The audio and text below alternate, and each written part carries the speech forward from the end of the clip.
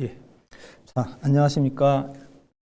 유럽 인문 아카데미 가을 학기 2021년도 가을 학기 100년 전쟁이 만든 근대 국가, 교회에서 국가로라는 제목의 강의를 맡은 고려대학교 역사교육과의 홍용진입니다. 자, 이번 학기에 이 100년 전쟁이라는 주제로 7번에 걸쳐서 이제 강의를 할 예정인데요. 7번의 이제 그 구성을 보게 되면 첫 번째 두 강의는 아마 우리 이제 추석 전이 될 텐데요. 100년 전쟁이 본격적으로 일어나기 전의 상황을 살펴볼 것입니다. 맨 처음에는 오늘 이제 강의인데요. 오늘 이제 첫 강의는 프랑스와 잉글랜드 간에 과연 어떠한 관계를 맺고 13세기까지 중세에 어떤 관계를 맺고 서로 티격태격하고 있었는지 이것들을 좀 살펴보고요. 다음 주에는 이제 본격적으로 100년 전쟁 바로 직전에 어떤 일들이 있었는지, 즉 어떤 원인과 배경에 의해서 100년 전쟁이 일어나게 되었는지 이런 것들을 좀 살펴볼 예정입니다. 그리고 이제 추석이 지나고 나서는 이제 100년 전쟁을 100년 딱 100년 동안 이제 벌어진 건 아니고 한 100년이 훨씬 넘습니다. 이 100년이 넘는 기간을 4단계로 이제 구분을 해서 각 국면마다 단계마다 전쟁이 어떻게 진행되었는지를 이제 강의를 드리고 맨 마지막에는 이제 서양사에서 또 유럽사에서 100년 전쟁이라는 것이 과연 어떠한 의미를 지니는지 이런 것들을 이제 마무리하면서 좀 그 의미를 되짚어보는 시간을 가질까 합니다. 자, 오늘 처음 이제 강의는 이제 제목을 제가 전쟁의 씨앗이라고 달았습니다. 이제 여러분들 이제 강의안 보셨겠지만 가장 중요한 건 이제 1066년에 노르망디 공작 기욤, 보통 이제 영어로는 윌리엄이라고 부르는 사람인데요. 그 윌리엄이라는 이름이 이제 프랑스어로는 기욤이라는 이름입니다. 이 기욤이 잉글랜드를 정복해서 잉글랜드의 왕이 되는 사건이 일어나게 되고, 그 잉글랜드 왕이 되었고 그 이후에 있었던 잉글랜드 왕들이 오히려 자기의 주군인 프랑스에 있는 땅에 대해서 이제 프랑스 왕에 대해서 봉신이었는데 오히려 주군이었던 프랑스 왕보다 더 강력한 세력을 형성하게 되는, 그러다가 또 갑자기 몰락하게 되는 그런 이제 상황을 이제 오늘 다루게 될 예정입니다. 사실 이제 1066년의 사건을 또 이해하기 위해서는 좀 더 올라가서 그보다 한 200년 전에 이제 그 좀 상황부터 우리가 좀 살펴봐야 될 텐데요. 서양사에 대해서 조금 관심 있는 사람이라면 우리가 흔히 샤를마뉴라고 하는 사람에 대해서 우리가 좀 알고 계신 분들이 많을 겁니다. 보통 이제 학계에서는 이제 샤를마뉴라는 이제 프랑스어보다는 독일어는 카르 데어 그로세 이렇게 얘기를 하죠. 그런 이제 각국어보다는 당시에 공통적으로 기록되어 있었던 라틴어로 카롤루스 마그누스라는 이제 명칭을 쓰게 되고, 그가 만들어 놓은 광대한 이제 이 제국을 카롤루스 제국이라고 부릅니다. 애초에 이제 서로마 제국이 476년에 사라지고 그 이후에 프랑크인들이 그 북부 프랑스부터 남부까지 계속해서 내려와서 만든 커다란 왕국을 이제 프랑크 왕국이라고 하는데, 특히나 이 프랑크인들 중에서도 이 카롤루스 제국이 본격적으로 당시 로마 교황이라고 이제 간략하게 부르면 로마 교황이라고 부르는 사람에게 황제의 관을 받게 되죠. 그러면서 이제 제국이라는 타이틀을 이제 가지게 됩니다.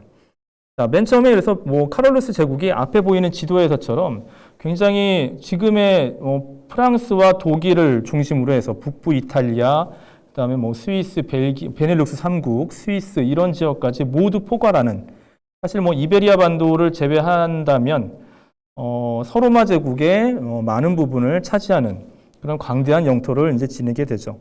하지만 문제는 이 카롤루스 제국이라는 데가 사실은 체계적인 어떤 제도나 아니면 체제나 아니면 관료 시스템을 갖추고 있었던 곳은 아니에요. 많이 알고 있는 분들은 있겠지만 이제 게르만족의 특유의 어떤 전사적인 그 성격이 굉장히 강했고, 굳이 우리나라식으로 얘기한다면 이제 나라를 만들 수는 있었지만, 정복을 해서 나라를 만들 수는 있었지만 그걸 유지하는 데는 굉장히 취약한 그런 이제 사람들이었다는 거죠. 특히나 이제 그 글을 알고 행정을 알고 이런 사람들의 숫자가 굉장히 취약했고, 모두 그런 부분들은 이제 수도사들이나 아니면 성직자들에게 기대는 부분이 많았습니다.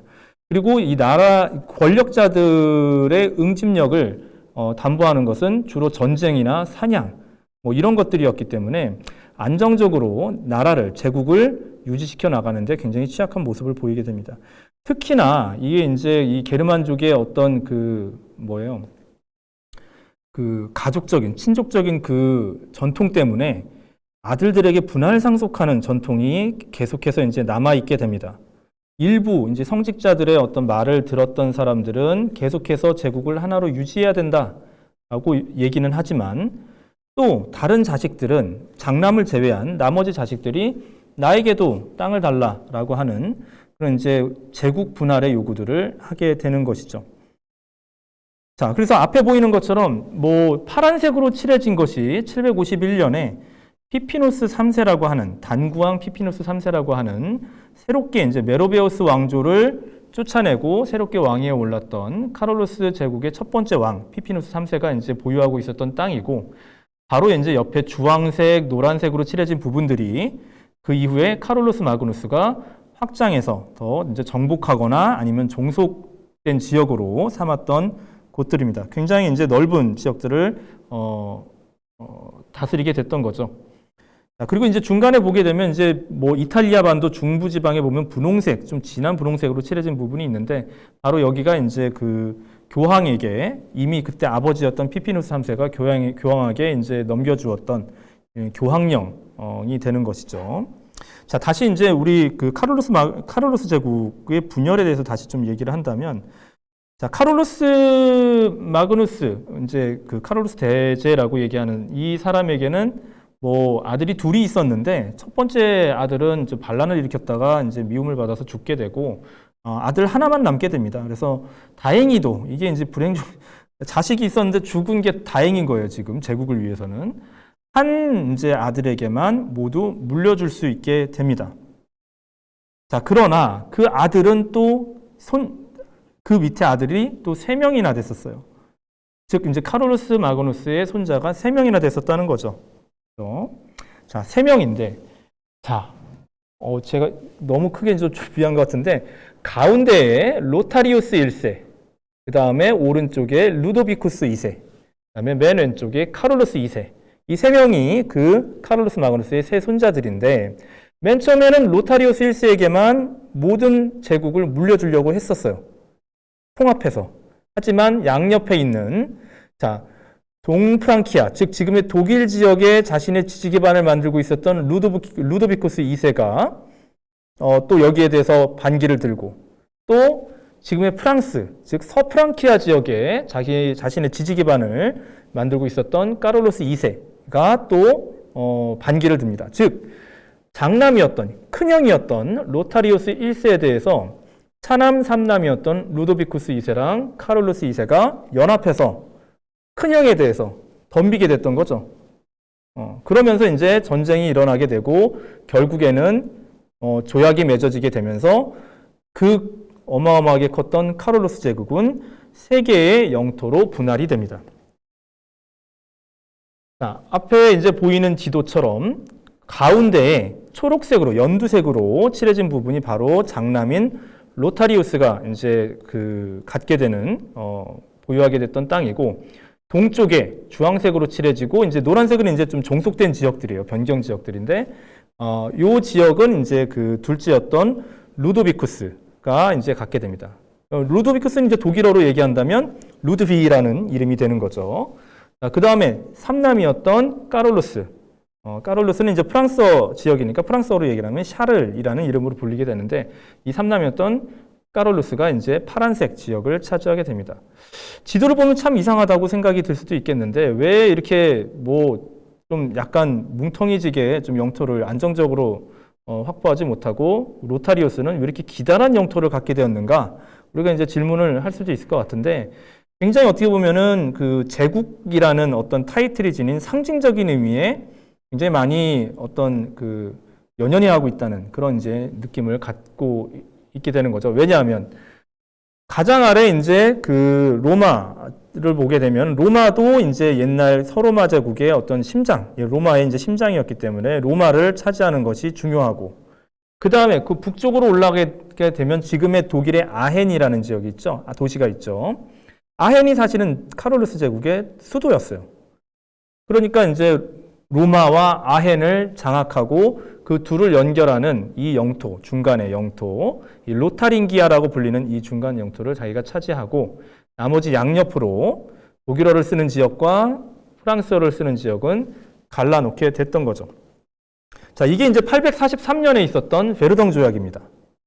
자, 근데 여기서 이제 끝난 게 아니라는 거죠. 그렇죠? 여기서 끝난 게 아니라 또 뭐 중간에 보면은 855년에 프림 조약이라는 게 맺어지게 돼요.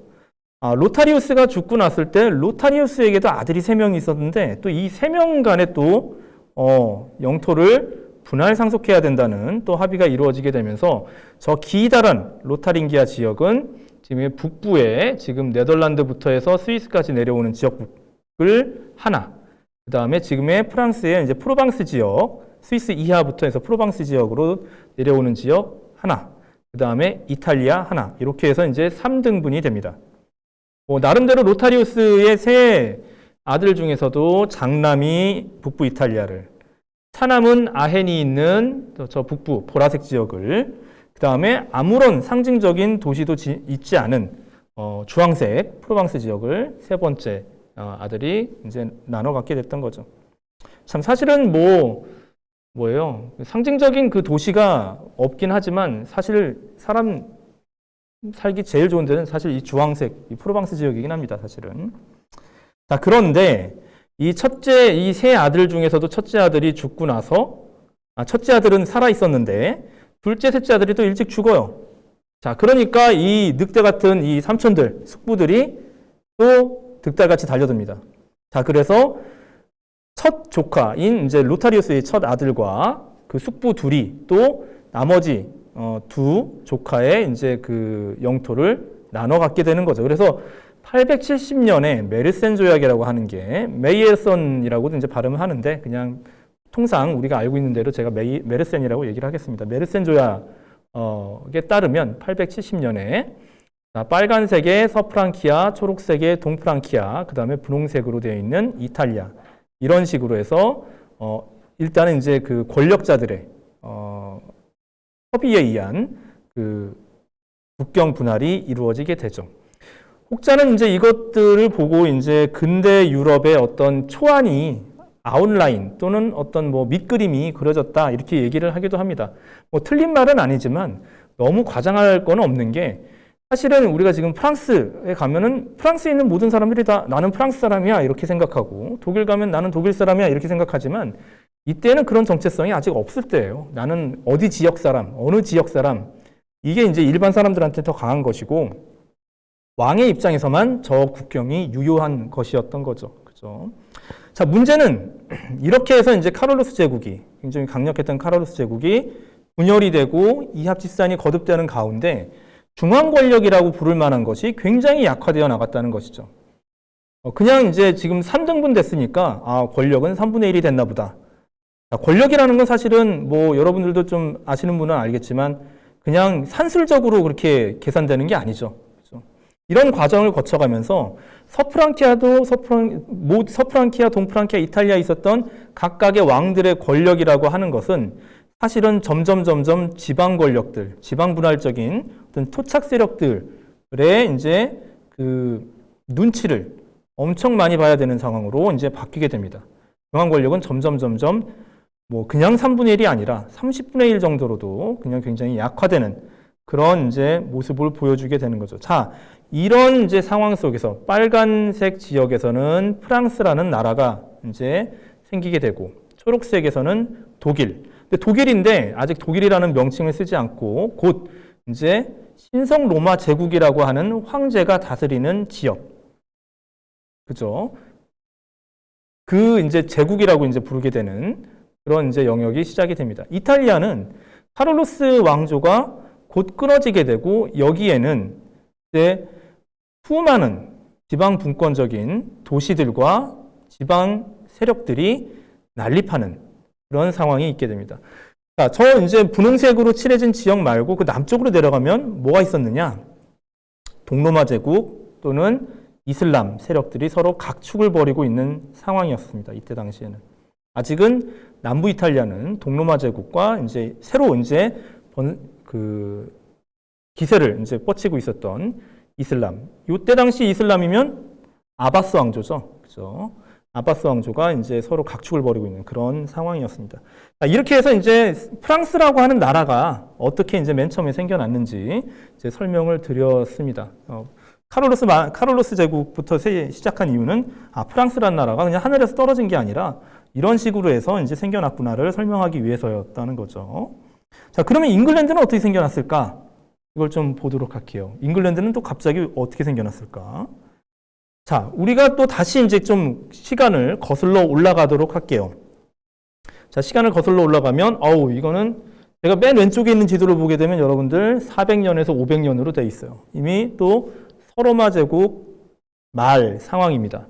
서로마 제국 말 상황을 보게 되면 어떤 일들이 있었냐면, 이게 이제 보통 교과서나 개설서에는 잘 나오지 않는 부분인데, 자, 여기에는 로마화된 켈트인들, 이제 브리타니아 섬에 살고 있는 사람들이란 뜻에서 이제 브리튼인들이라고 부르는 사람들이 있었습니다.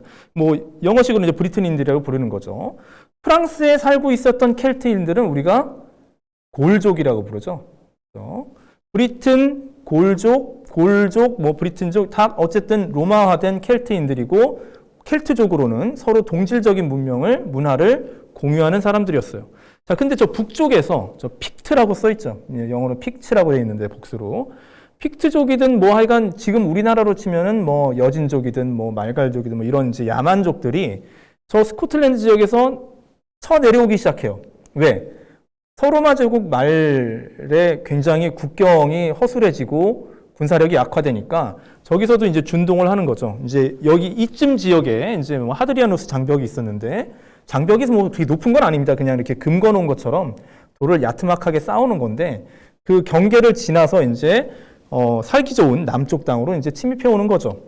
자, 이때 당시에 이제 로마 제국은 자기네들이 직접 군대를 파견할 수 없으니까 주변에 있었던 동맹 게르만 부족들에게 가서 니네들이 대신 로마의 이름으로 싸워줘라 라고 부탁을 하게 됩니다.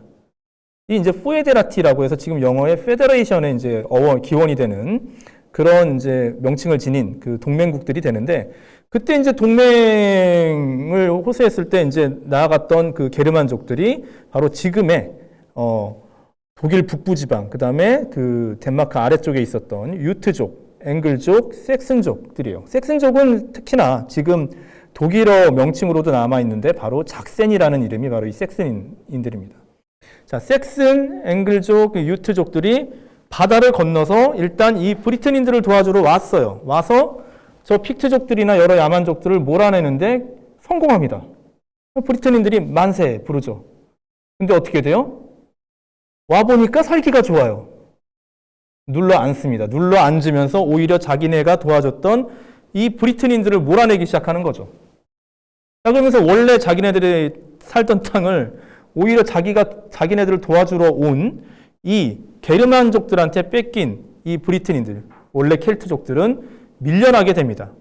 저쪽에 앞에 보이는, 이제 오른쪽에 보이는 지도처럼 연두색으로 칠해진 지역으로 다시 밀려 올라가게 돼요. 오히려 이제 그 픽트족이 살고 있었던 그 남쪽으로까지 그 켈트족들이 밀려 올라가거나, 북부지대죠. 그 다음에 아예 서쪽으로 밀려가거나, 다시 아일랜드로 넘어가거나, 아니면 배를 타고 프랑스의 서부 지방으로 갑니다.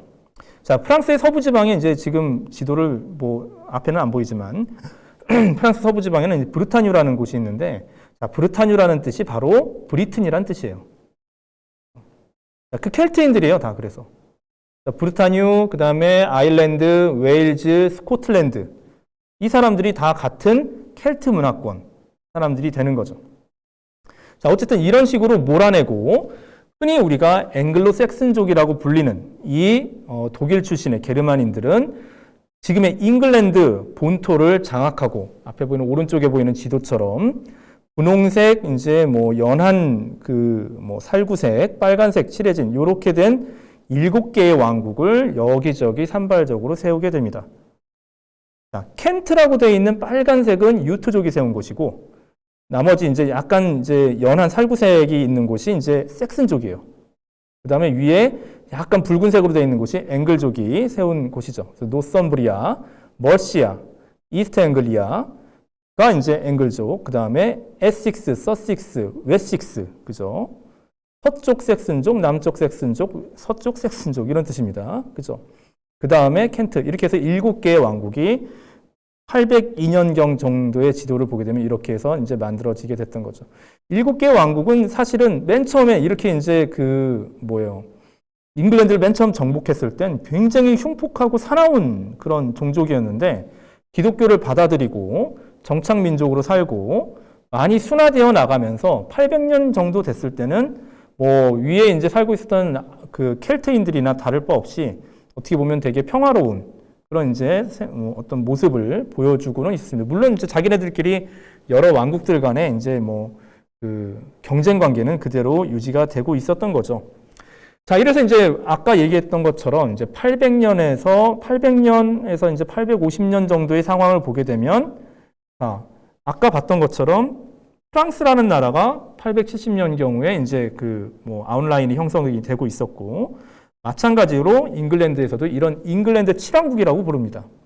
헵타키라고 이제 부르게 되는데 여러분들 이제 왕자의 게임이라고 하는 드라마를 보게 되면 웨스테로스의 7개의 왕국들이 있죠. 이거 여기서 따온 겁니다. 그죠? 자, 7개의 왕국들이 이제 안정적으로 있었어요. 자, 그런데 어쨌든 유럽 대륙에서는 카롤루스 제국이 분할되고 있었고 이 브리튼 섬에서도 여러 왕국들이 분할되고 있었는데 그렇게 크게 이제 격변이라고 할 만한 건 찾아보기는 힘든 상황이었어요. 근데 이걸 모두 다 뒤집어 놓는 사건이 발생을 합니다. 자, 노르만인들 또는 마자르인들이라고 불리는 사람들이 침략을 해옵니다. 정확히 왜 왔는지 몰라요. 특히 이제 노르만인들. 이 노르만인들은 우리가 보통 뭐라고 부르죠? 바이킹이죠. 바이킹인들입니다. 바이킹들 이제 보면 알겠지만 출발점이 세 군데죠. 노르웨이 바이킹, 스웨덴 바이킹, 덴마크 바이킹입니다. 그죠? 이 세 바이킹들이 이제 침입해 오기 시작하면서 유럽 전역에 난리가 납니다. 특히 9세기. 특히나 이제 프랑스가 아니라 유럽에서는 카롤루스 제국이 이렇게 분할이 될 때, 베르덩 조약하고 메르선 조약하고 이러면서 이제 분할이 되고 있을 때 노르만족들이 해안가를 침탈해 오기 시작합니다. 잉글랜드도 침략하고, 그 다음에 프랑스 침략하고, 그 다음에 여기 코르도바 칼리파국이라고 하는 아바스, 원래 이제 어디죠? 아바스 왕조 당시에 아바스에게 이제 복속하지 않은 그 이전에 있었던 우마이야 왕조 후손들이 세운 곳이죠. 그쪽. 그 다음에 지중해 지역까지 돌아서 온 곳을 이제 헤집고 다닙니다. 이 사람들이 덴마크 바이킹들이에요. 주로. 스웨덴 바이킹들은 동쪽으로 가서 러시아의 어떤 기반을 이루는데 굉장히 혁혁한 공을 세우게 되고, 노르웨이 바이킹들은 영국도 침탈했지만 저 서쪽으로 가서 아이슬란드에서 요즘에는 이제 북아메리카도 처음으로 갔다라는 이제 얘기를 하게 되죠. 자, 이렇게 해서 9세기 후반에 이 노르만인들, 바이킹들의 극심하고 흉폭한 침탈, 공격, 이런 것들이 이제 시작이 되면서 프랑스랑 잉글랜드 지역에 굉장히 서로 다른 어떤 이제 그 결과를 초래하게 됩니다. 자, 프랑스는 일단 영토가 넓어요. 잉글랜드보다는. 그죠? 지금 브리타니아 섬에서도 잉글랜드는 사실은 일부 지역이니까 이 잉글랜드의 7개의 왕국들은 노르만인들의 침입에 대항하기 위해서 뭉치기 시작합니다. 통합을 하기 시작하는 거죠. 그렇죠? 반면에 프랑스에서는 중앙 권력이 있긴 한데 항상 해안가에서 치고 빠지는 이 바이킹들을 그때그때 막아내질 못하게 돼요. 그러면서 무슨 일이 벌어지냐면 중앙의 군대에는 더 이상 기댈 것이 없다. 바이킹 막아내려면 우리가 그냥 알아서 우리 지역의 토착 세력과 함께, 우리 지역의 어떤 유력자와 함께 알아서 막아내는 수밖에 없다. 이런 이제 생각이 커져가게 되는 거죠. 자, 그러면서 프랑스는 점점 더 지방 분권화 되어가는, 중앙의 왕의 말은 아무것도 아니게 되어가는 그런 상황으로 접어들게 되고, 거꾸로 잉글랜드에서는 웨식스 왕국을 중심으로 아까 봤던 요 남쪽에 있었던 이 웨식스 왕국을 중심으로 바이킹을 막아내고 통합적인 왕국으로 나아가는 그런 이제 흐름들을 보여주게 되는 것이죠. 자, 이때까지만 하더라도 잉글랜드와 프랑스는 별로 그렇게 뭐 싸울 만한 일은 별로 없었어요. 그죠? 흔히 이제 보통 이제 아래쪽에 보면은 이 잉글랜드인과 마자르족이 노르만인과 이제 마자르족이 쳐들어올 때 밑에 보면 파란색으로 뭐 사라센인들의 침입 이렇게 얘기도 하는데 사실은 요거는 좀 제가 봤을 때는 다시 고려를 해봐야 되는 문제입니다. 지금 사라센이라고 하는 건 사실 아랍인들을 얘기하는 거고 이때 아랍인들은 아바스 왕조예요. 그죠? 그냥 이렇게 무슨 야만인들 이런 게 아닙니다. 정규군이고 그 다음에 주로 이제 싸우게 됐던 그 전선은 뭐 프랑스나 잉글랜드나 이런 데가 아니라 동로마 제국과 싸웠습니다. 동로마 제국과. 좀 다르죠. 자, 그리고 마지막으로 빨간색으로 칠해진 게 바로 마자르족이죠. 마자르족이 지금의 이제 헝가리를 이루게 되는 사람들이었던 거죠. 이때 이제 중앙 아시아에서 이제 서유럽으로 밀려 내려와서 뭐 이전에 이제 그런 루트를 따라왔던 사람들이 훈족, 아바르족 이런 이제 그 중앙 유목민족들이 있었는데 뭐 세 번째로 이제 밀려 내려와서 독일 지역을 독일이에요. 여기는 신성 로마 제국인 독일 지역을 주로 괴롭히는 그런 이제 모습들을 보여줬습니다. 우리가 지금 100년 전쟁을 다룰 때는 잉글랜드, 프랑스이기 때문에 잉글랜드, 프랑스와 관련해서 더 중요한 건 이제 그 노르만인들의 침입이 되는 것이죠. 그죠? 자, 근데 이렇게 이제 노르만인들이 그냥 침입하고 말았느냐? 그게 아니라는 거죠. 정착을 합니다. 프랑스에도 정착하고 잉글랜드에도 정착을 합니다. 자, 프랑스에서 노르만인들이 정착한 땅이 바로 노르망디예요. 이름이 그렇죠. 뭐 2차 세계대전 때 노르망디 상륙작전, 그 다음에 뭐 쉘브르에 우산할 때 그 쉘브르. 이때 다 이제 노르만인들이 정착했던 곳이죠. 루앙, 깡, 쉐르부흐 이런 곳들이 이제 그 노르만인들이 정착했던 곳이고 이 해안가를 중심으로 해서 자기네들 세력을 점점 넓혀가요. 자기네들의 세력을 넓혀간다는 건 왕한테 반란을 일으켰다는 건가? 반란도 아닙니다, 사실은. 이미 프랑스에서는 왕의 권력이라는 것이 너무나 취약하기 때문에 왕은 그냥 가만히 자기 목숨만 보존하면 돼요. 지방 세력들 간의 어떤 지방 간의 전투가 어마어마하게 벌어지고 있었고 한 지방의 세력으로서 정착했던 거죠. 노르만인들은. 프랑스 왕의 허가 아래. 그리고 자기네들 세력을 팽창하는 건 그 밑에 있었던 앙주 가문이라든가 맨이라든가 이런 가문과의 그 투쟁 속에서 자기네들의 세력을 넓혀 나가고 있었습니다. 자, 지방 세력들이 뿔뿔이 흩어져서 자기네들의 어떤 세력을 확고히 하고 있었던 그런 분위기에서 노르만인들이 정착을 했기 때문에 노르망디 공국이라고 부를 만한 노르망디 공장령이라고 부를 만한 것이 독자적으로 이렇게 만들어지게 돼요.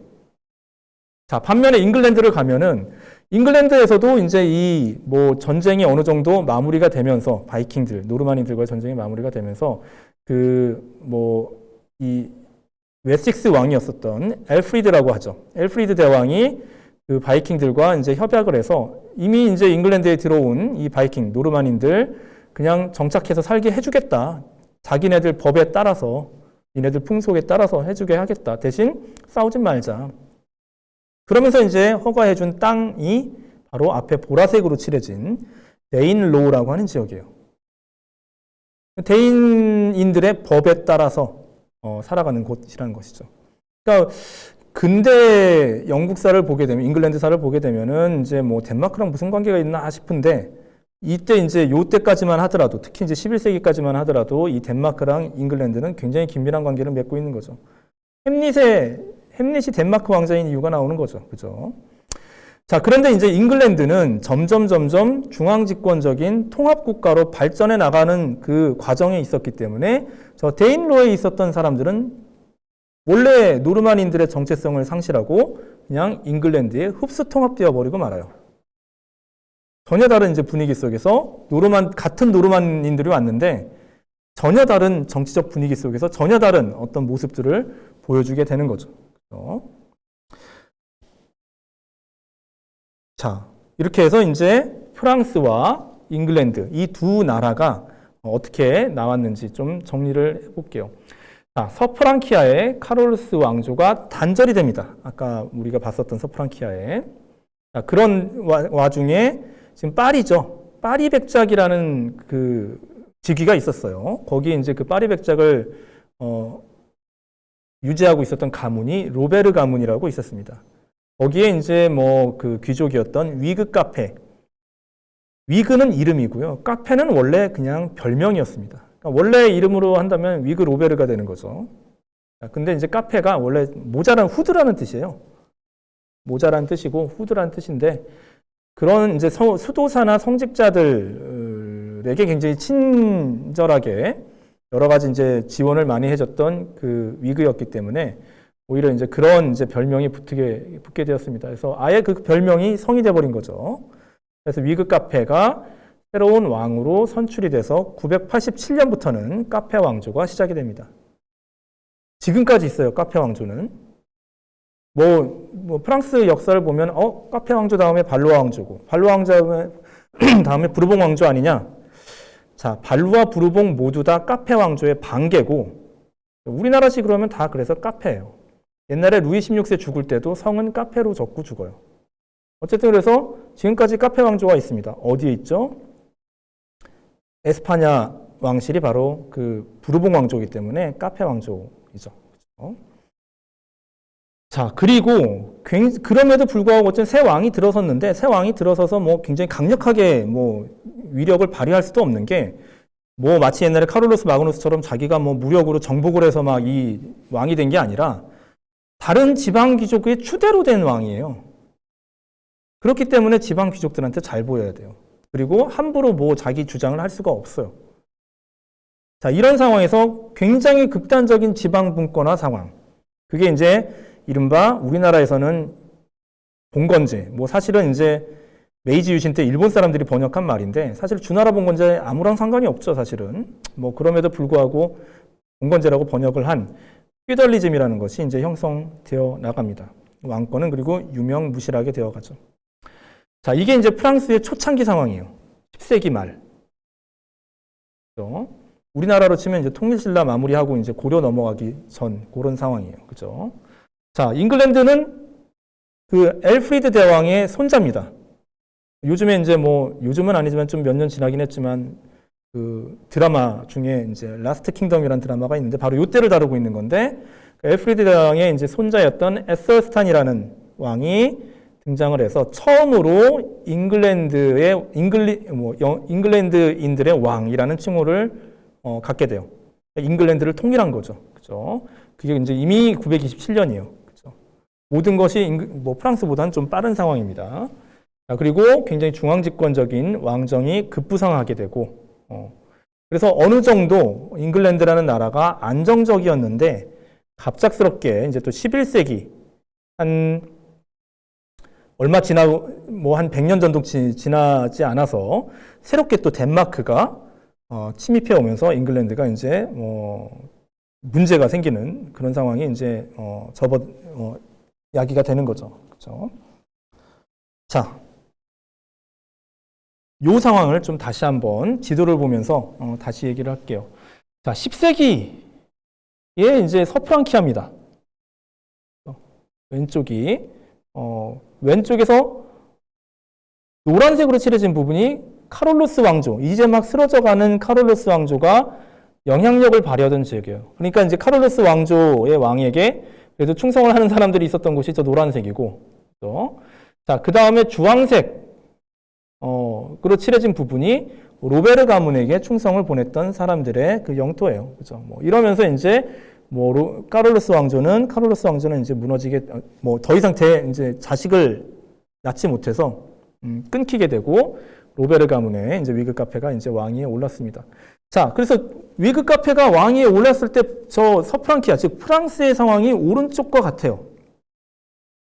자, 보면은 이제 뭐 빨간색 노르망디 공장령, 브르타뉴 공장령, 앙주 백장령, 뭐 다 지방 귀족들이에요. 자기네 땅이에요. 뭐 옛날에는 이제 카롤루스 마그누스가 이제 분봉해준 그런 땅인들인데 이제 뭐 지금은 뭐 자기네들 임자가 돼버린 거죠. 그러면은 왕령지는 자, 저쪽 파란색 위에 보면 파란색으로 칠해진 거 있죠. 제 이제 불어로 돼 있는 걸 갖고 왔는데 도멘 호아얄이라고 돼 있어요. 그죠? 영어로 하면은 로열 도메인이에요. 그죠? 파란색으로 칠해진 것만이 위그 카페가 직접 다스리는 땅인 거예요. 자, 저 땅만 보더라도 프랑스 왕이 정말 보잘것없었구나라는 걸 다시 한번 느끼게 되는 거죠. 파리 인근하고 오를레앙 인근. 그 정도만이 프랑스 왕이 직접 다스리고 직접 세금을 거둘 수 있는 곳이에요. 나머지는 다 프랑스 왕보다 더 강력한 지방 제후들이 다스리는 곳인 거죠. 그러면 여기서 이제 의문이 하나 들 수도 있겠죠. 아니 뭐 좀 지방 제후들이 저렇게 왕이 약하면 쫓아내고 자기네가 왕이 될 수도 있었을 텐데 그걸 내버려 두나? 이런 생각도 들 수 있는데 두 가지 이유가 있죠. 저 정도 땅을 먹으려고 굳이 전쟁을 일으킬 이유가 있을까요? 보잘것없는 땅을. 두 번째, 저러고 나서 또 그래도 명분이라는 게 되게 중요한데 왕을 쫓아내거나 죽이거나 해서 자기가 왕이 됐을 때 다른 제후들이 우르르 몰려들겠죠. 또 반역자 이러면서 또 교회한테 엄청 욕먹습니다. 그걸 감내할 수가 없어요. 차라리 그냥 자기가 가지고 있는 땅에서 주변 귀족들과 소소하게 전투를 하면서 그 땅을 유지하는 게 나은 거죠. 프랑스 왕은 프랑스 왕대로 저렇게 굉장히 취약한 상태로 유지되고 있는 게 그냥 뒷방 늙은이처럼 있는 게 프랑스의 상황이었던 거예요. 이게 카페 왕조 초기예요. 자, 그 다음에 이제 잉글랜드를 보게 될게요. 아까 이제 얘기했던 것처럼 잉글랜드는 927년에 에셀스탄이라는 왕 때 통합된 잉글랜드가 있었습니다. 자, 근데 아까 제가 얘기 드렸던 것처럼 11세기 초에 새롭게 덴마크가 쳐들어온다고 했었죠. 그죠? 사실 보통 이제 얘기 나올 때 우리가 서양사를 배울 때 노르웨이, 덴마크, 스웨덴 이런 나라들 역사는 잘 안 배워요. 사실. 그죠? 그래도 이제 조금 사정을 얘기를 하면 자기네들끼리는 어쨌든 이 같은 바이킹들끼리 여기도 지네들끼리 치고받고 싸웁니다. 그러면서 통합됐다 흩어졌다 통합됐다 흩어졌다 하는데 이런 일들이 있었던 거죠. 맨 처음에 이제 10세기 말에 이미 하랄드라고 불리는 왕이 이렇게 덴마크랑 스웨덴, 노르웨이 이쪽 지역들을 일부분 통합을 해서 나름대로 이쪽 지역의 어떤 그 노르만인들을 통합한 그런 이제 왕으로 이야기가 되곤 합니다. 저 하랄드의 별명이 블루투스예요. 전자기기 쓸 때 하는 블루투스. 블루투스는 무슨 뜻이냐면 블루, 파란색이고 투스, 이죠. 그죠? 파란색이. 사실 파란색이라기보다는 이렇게 되게 시꺼멓게 그을린 그런 빠무잡잡한 이다 이런 뜻인데 왜 그렇게 이가 그렇게 됐는지는 모르겠지만 이 사람의 별명입니다. 이 사람의 별명을 따와서 블루투스가 생긴 게 맞아요. 가전기기를 통합했죠. 그죠? 이 사람이 통합한 것처럼 가전기기 통합한다. 그런 뜻이죠. 그죠? 잠깐 얘기를 하면, 어디 갔죠?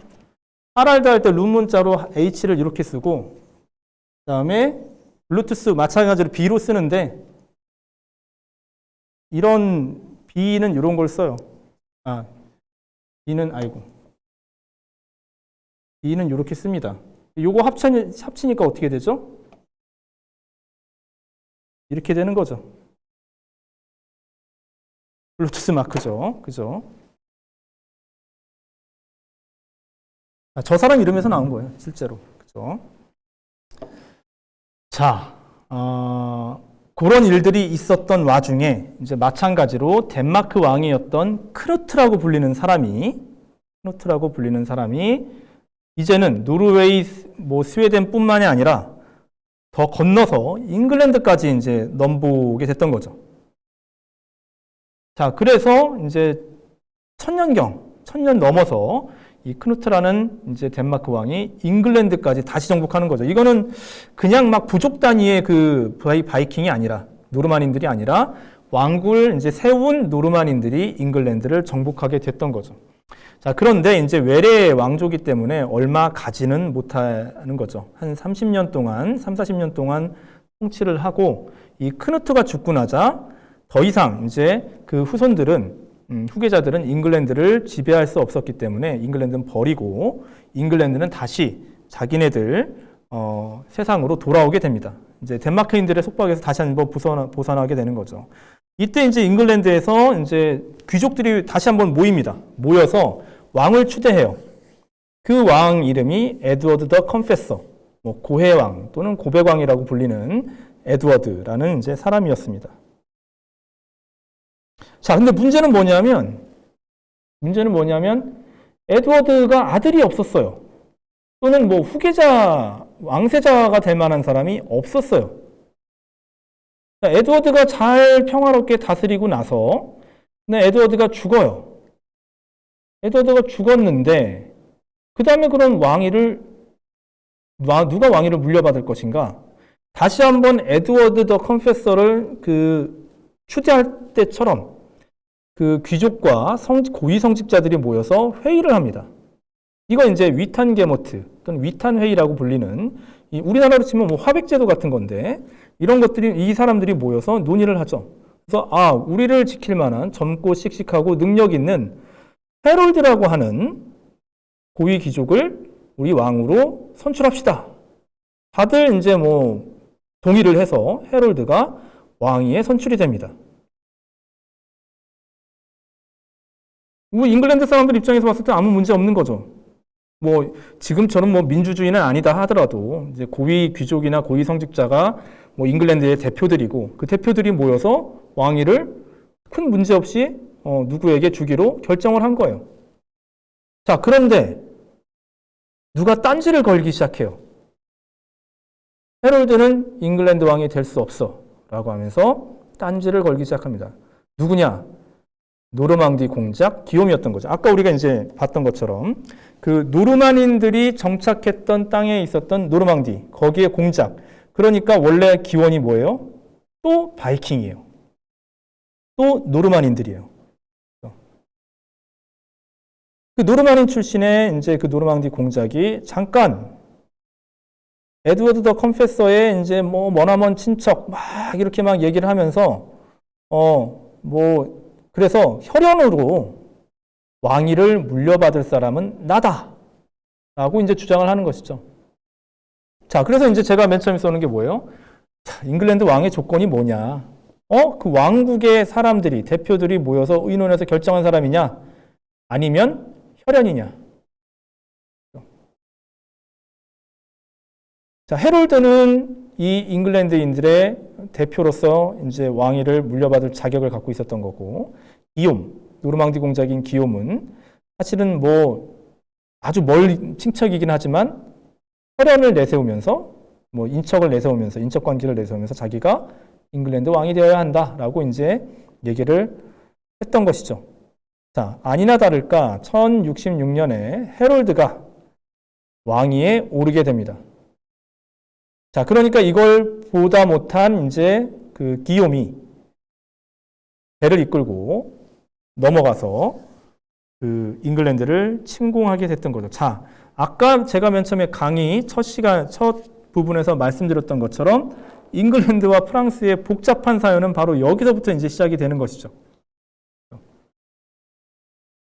자, 1066년 노르망디 공작 기욤이 잉글랜드를 침공하고, 기욤은 원래 이제 스스로는 계속 기욤이라고 불렀을 텐데, 우리가 지금 잉글랜드 왕이라고 얘기를 하니까 영어로 불렀을 때 이제 윌리엄이라는 이름의 이제 왕이 되는 거죠.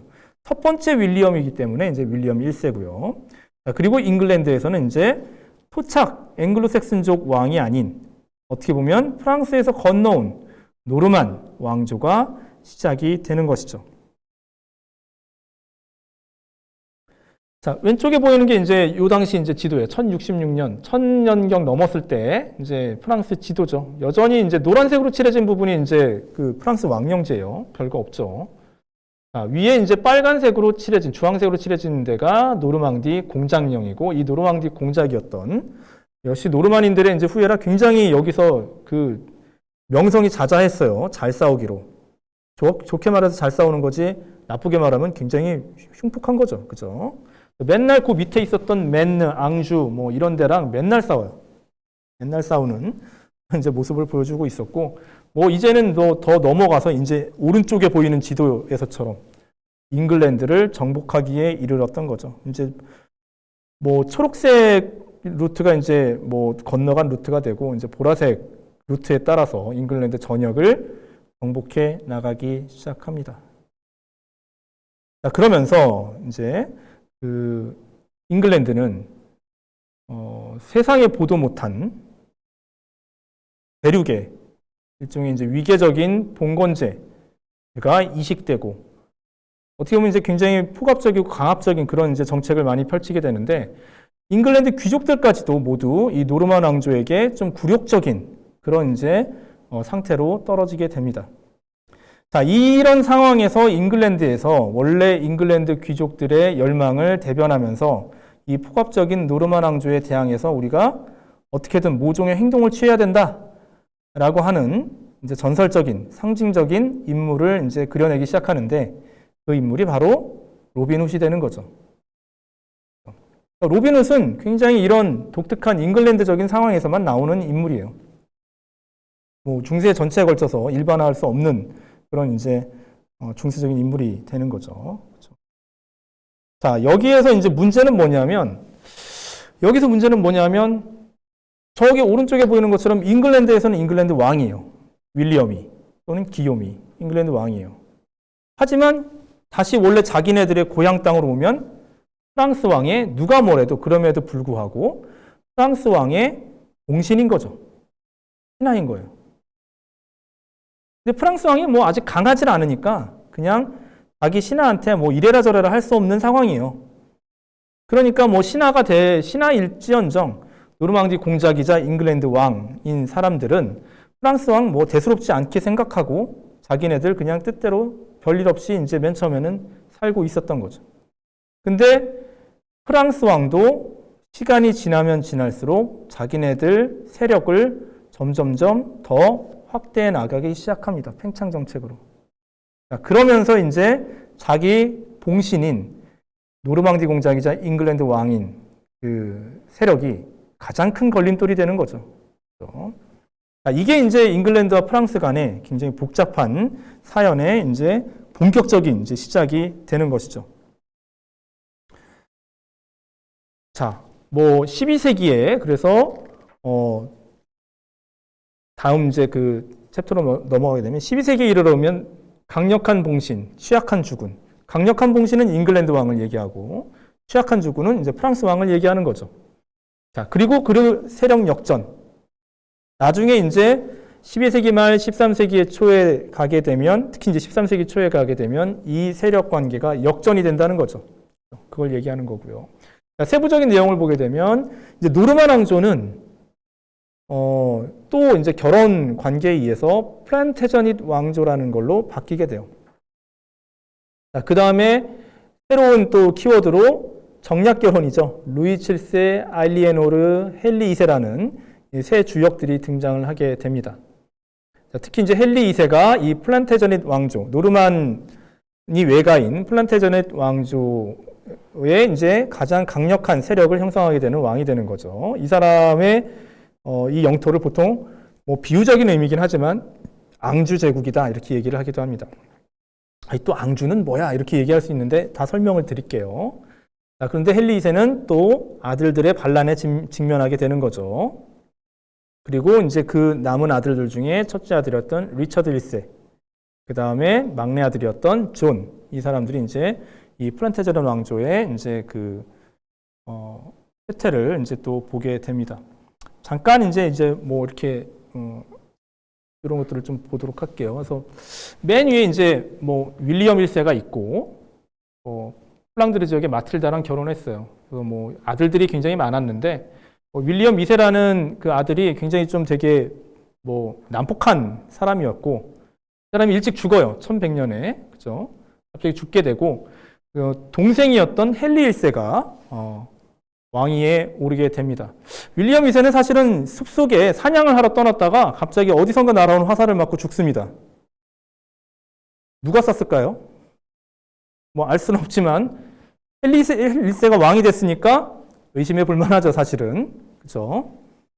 자, 문제는 이제 헨리 1세는 그래서 선정을 펼친 왕이었어요. 근데 문제는 뭐냐면 이 사람에겐 아들이 없었어요, 또. 자, 그런 와중에 장녀였던 마틸다라고 하는 이 딸은 독일의 신성로마 제국 황제였던 하인리 5세에게 시집을 가 있었어요. 자, 그리고 자기 여동생의 아들이었던 스티븐이라는 사람이 그 틈을 타서 헨리 1세 다음으로 왕위에 올랐던 거죠. 근데 이제 이 마틸다는 독일 이제 그 황후로 가 있다가 남편인 헨리 5세가 죽어요. 그렇죠? 죽고 나서 이제 돌아와서 스티븐과 다시 왕위를 둘러싸고 내전을 펼치게 됩니다. 내가 여왕이 될 거야. 여자라고 해서 왕이 못 올라가는 건 아니었어요. 초창기에는 여자도 왕이 될 수 있었습니다. 그렇죠? 자, 스티븐은 또 갖고 있는 왕이니까 안 내놓겠다면서 둘이 막 내전을 펼칩니다. 자, 그러다가 잉글랜드 사람들이 지금도 보면은 그나마 좀 좋은 장점 하나 있는 게 타협을 잘합니다. 좀 프랙티컬하게 타협이라는 걸 잘하는데 둘이 싸우다가 타협을 해요. 뭐냐면 스티븐, 너에게도 아들이 없구나. 근데 나에게는 아들이 있네? 자, 그러면은 일단은 너의 왕위를 인정해 줄게. 대신에 너 죽고 나면 그 다음 너 다음의 왕위는 우리 아들한테 주는 거다. 이렇게 이제 서로 약속을 하게 됩니다. 자, 그때 이제 이 마틸다라는 사람, 이 엄마는, 이 여자는 맨 처음에는 헨리 5세랑 하인리 5세죠. 독일, 여러분들이 뭐 서양사 하면 맨날 카노사의 구룡 나오는 그 하인리 4세의 아들이에요. 하인리 5세랑 결혼을 했다가 그 다음에 이제 이 사람 죽고 나선 다시 돌아와서 누구랑 결혼하느냐? 누구랑 결혼하느냐? 다음 지도를 보는 게 낫겠네요. 자, 노르망디 밑에 앙주 백작이라고 있었어요. 앙주 백작. 그렇죠? 앙주 백작이었던 조프로아 5세랑 결혼을 합니다. 자, 그래서 앙주라는 말이 여기서 나오는 거예요. 앙주. 앙주 백작 조프로아 5세랑 결혼을 하게 됩니다. 그래서 마틸다, 그 다음에 앙주 백작, 플란테저닛 가문이에요, 여기가. 불어로는 이제 플렁따슈네예요. 플렁따슈네를 이제 영어로 읽으니까 플란테저닛이 되는 거죠. 플란테저닛의 조프로아가 결혼을 해서 낳은 아들이 헨리 2세가 되는 거예요. 자, 그러니까 뭐예요? 스티븐이 죽고 나서, 1154년에 스티븐이 죽고 나서 자연스럽게 헨리 2세가 왕이 되고, 이 이제 헨리 2세는 엄마 쪽이 이제 노르만이고, 아버지 쪽은 이제 앙주 가문인 거죠. 그래서 이제 여기서부터는 플란테저닛 가문이라고 얘기를 하게 됩니다. 자, 그럼 이 헨리 2세가, 어떤, 모습을 보여줬는지. 자, 일단, 어머니, 외할아버지죠? 외할아버지랑 어머니 쪽을 따라서 잉글랜드의 왕이자 노르망디 공작이라는 자기를 물려받게 되고, 아버지 때문에 이 지역, 앙주 백작령을 또 물려받게 되는 거예요. 자, 그래서 빨간색으로 칠해진, 잉글랜드까지 우리가 생각을 한다면 굉장히 큰 세력을 형성하게 됐던 거죠. 그죠? 자, 이때 당시에 이제 프랑스 왕이 누구냐? 저쪽 오른쪽에 보이는 루이 7세였어요. 루이 7세. 자, 루이 7세가 진짜 뭐 카페 왕조의 왕으로서 직접 자기가 다스리던 영역은 여기밖에 안 됐어요. 파리 인근에 하늘색으로 칠해진 부분밖에 안 됐어요. 자, 근데 이제 루이 7세가 누구랑 결혼을 했느냐? 자, 아키텐 공작령이라고 어마어마한 땅을 갖고 있었던 서남부 지역에 공작이 있었어요. 자, 이 공작이 죽었을 때 자기 이제 이 후계자가 누구냐면 여공작이죠. 그죠? 여공작이었던 아래 보이는 알리에노르라고 하는 딸에게 이제 물려주게 됩니다. 여왕도 가능하니까 여공작도 됩니다. 그죠? 알리에노르, 영어로는 엘리노어라고 이제 부르는 그 알리에노르가 이제 여공작이었고, 둘이 이제 결혼을 했던 것이죠. 언제? 1137년에. 또 루이 7세와 알리에노르가 결혼을 했기 때문에 같이 이제 파란색으로 이제 색칠하게 됐던 거죠. 그래서 이제 루이 7세는 어떻게 보면은 프랑스 왕이자 아키텐의 공작입니다. 여러분들이 이제 뭐 서양사를 영어를 보면은 알게 되겠지만 우리나라 말로는 여왕이란 말이 따로 있고 왕비라는 말이 따로 있어요. 영어에는 퀸이라는 말이 구분이 없어요. 왕비나 여왕이나. 킹도 마찬가지입니다. 원래 이 상속권을 갖고 있는 그 여공작과 결혼한 사람에게도 공작이란 칭호가 부여되고, 상속권을 가진 공작과 결혼한 여성에게도 여공작이라는 칭호가 부여된다. 공작비라고 할 수 있겠죠, 우리나라 말로는. 그죠? 그런 식으로 이제 얘기가 됩니다. 어쨌든 그런 식으로 이제 루이 7세랑 알리에노르가 결혼해서 이런 세력을 형성하고 있었기 때문에 요 당시에 헨리 2세가 이제 맨 처음 즉위했을 때는 뭔가 그래도 뭐 이제 해볼 만한 그런 이제 상황이 연출이 됐던 거죠.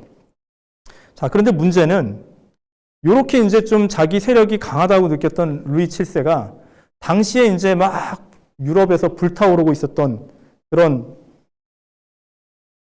것이 바로 십자군입니다. 제1차 십자군은 이미 이제 한번 갔다 왔고, 갔다 와서 바로 지금 앞에 보이는 것처럼 저 동쪽에 그 레반트 지역이죠. 지금 시리아 팔레스티나 지역인데 저쪽에 이제 뭐 약간 보라색으로 칠해진 십자군 영지를 이제 세우죠. 제후국들을. 뭐 에데사 공장령, 트리폴리 백장령, 뭐 예루살렘 왕국, 지방 분권적인 세력들이 가서 만들었기 때문에 우리나라 사람들 생각으로는 아니 그냥 다 합계 예루살렘 왕국이라고 그러지 뭘 또 백장령, 공장령으로 나눠? 우리는 이렇게 생각하기 쉬운데 저 사람들은 저랬던 거예요. 지방 분권적인 세력에 익숙해져 있으니까. 자, 그래서 4개의 제후국들로 나뉘어 있는 상황에서 자, 장기라고 하는 이제 이슬람 세력이 그 에데사를 함락시킵니다. 자, 그리고 나서 저기를 되찾겠다라고 하면서 제2차 십자군이 결성이 됐던 거죠. 자, 그 제2차 십자군을 이끌었던 유럽의 유명한 군주가 누구냐? 신성 로마 제국 황제였던 콘라드 3세, 그 다음에 프랑스 왕이었던 루이 7세예요. 둘이 만나서 나란히 이렇게 갑니다. 자, 보면 알겠지만 져요, 계속. 저 우수하고 뛰어난 이슬람 군대에 계속 격파당합니다. 수도 얼마 되질 않아요, 사실은. 자, 그런 상황에서 루이 7세는 더 큰 문제에 봉착하게 돼요. 이거는 사적인 문제가 돼요. 어떤 문제냐? 저기 갔더니 이제 그 와이프가 이제 알리에노르죠. 왕비의 숙부가 있었어요. 이미 이제 십자군으로 이제 저쪽에 가 있었던 거죠. 안티오키아 지역에 이제 안티오키아 여기죠. 여기를 갔더니 그 숙부가 있었는데 숙부랑 그 조카, 즉 자기 와이프인 알리에노르랑 너무 친한 거예요. 거기서 이제 의심을 하기 시작합니다. 의처증이 발동을 해요. 루이 7세가. 자, 그러면서 이제 뭐 계속해서 티격태격 하면서 그러고 싸우다가 자, 결국에는 다시 오게 되면 제2차 십자군 끝나고 와서 얼마 되지 않아서 1152년에 알리에노르와 루이 7세가 이혼합니다. 이혼은 이제 이 당시 이제 교회 용어로 얘기하면 결혼 무효 소송이에요. 원래 이혼은 불가능한 거지만 권력자들이니까 교회도 다 눈치 봐가면서 해줍니다. 뭐 여러 가지 핑계를 대는 거죠. 둘의 합의하에 이혼을 하고 이혼하자마자 알리에노르는 한 2달 정도 지나고 나서 헨리 2세한테 편지 보내요. 나랑 결혼할래? 자, 근데 보십시오. 헨리 2세 1133년생이고 알리에노르 1122년생이에요. 11살이나 어려요. 자, 정략 결혼이죠, 다. 어차피. 정략 결혼 앞에는 이제 나이도 뭐 상관없는 거죠. 헨리 2세가 이제 막 19이에요. 그죠? 19인데, 뭐, 30살인 이제 알리에노르랑 이제 결혼을 하게 됩니다. 1152년에. 자, 그 결과, 어떤 일이 벌어지게 되느냐. 이게 다 헨리 2세의 영역으로 가버리게 되는 거죠. 아키텐이. 자, 프랑스 전체 영토의 절반이 넘는 땅이 사실은 잉글랜드 왕이자 앙주 백작이자 노르망디 공작이자 이제는 아키텐 공작이 된 헨리 2세의 컨트롤 아래 들어가게 됐던 것이죠. 뭐 여러 가지 이제 이 이야기에서 루이 7세가 바보 같았다 이렇게 이제 얘기를 하기도 합니다. 뭐 여기에 대해서 또 뭐 나름대로 또 사정이 있었다 이렇게 이제 반론을 펴는 사람들도 있는데 어쨌든 이런 거는 이제 팩트인 거죠. 이 상황은. 자, 이런 상황에서 이제 잉글랜드 왕과 프랑스 왕, 정확히 얘기하면 그렇게 얘기하겠죠. 잉글랜드와 프랑스 간의 대결이라기보다는 아직 뭐 민족 감정 이런 건 없는 상황이니까 지역 감정밖에 없어요, 사실은. 그런 상황에서 잉글랜드 왕과 프랑스 왕 간의 이제 세력 균형이 급격하게 기울어지기 시작하는 거죠. 자, 오른쪽에 보게 되면 이게 그래서 이제 이 아버지가 앙주 백작이었기 때문에 앙주 제국이라고 불리는 것이 이렇게 이제 사실은 뭐 이제 비유적인 의미이긴 하지만 잉글랜드부터 해서 노르망디, 앙주, 아키텐에 이르는 그 다음에 이제 브르타뉴는 이제 약간 우호적인 관계를 맺고 있는 그런 그 세력으로 남아있게 되는 거죠. 루이 7세는 아무것도 하질 못하죠. 꽁꽁 이제 묶여있게 됩니다. 언제 헨리 2세가 나를 쳐들어올까 전전긍긍하는 그런 이제 상황에 빠지게 됩니다. 자, 그런데 루이 7세가 아들을 잘 두게 돼요. 지금 결혼을 3번 했는데 마지막에 결혼한 이 샹파뉴 백작의 그 딸이죠. 딸과 이제 결혼해서 마지막으로 이제 아들을 봐요. 사실 아까 이제 알리에노르랑 이제 이혼을 한 이유 중에 하나는 아들을 못 낳는다도 있었어요, 사실은. 뭐 여자도 뭐 계승을 할 수는 있다고는 하지만 기왕이면 아들을 낳는 게 좋긴 합니다. 여기에서도.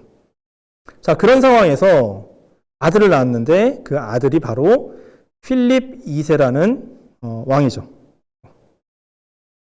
필립 2세가 이제 프랑스의 왕으로 등장하면서 이제 전세는 좀 여러 가지로 이제 바뀌게 됩니다.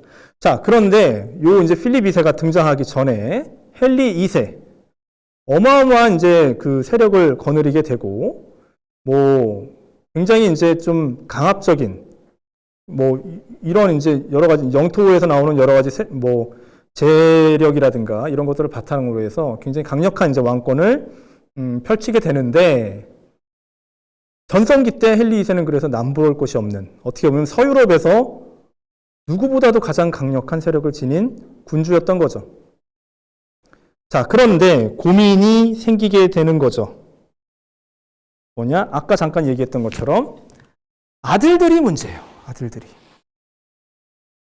아들들이. 강력한 세력을 이루고 있었던 아버지에 대해서 나에게도 떡고물이라도 달라고 하면서 이 맨 처음 장성한 세 아들 윌리엄, 리처드, 제프리라는 3명의 아들들이 반란을 일으킵니다. 존이라고 해서 맨 막내였던 조그만 어린이가 있었는데 저 아이는 뭐 아직 어리니까 반란을 못 일으키는 상황이에요. 이 세 아들들이 뭉쳐갖고 어머니의 지원과 그 다음에 이때 당시는 루이 7세죠.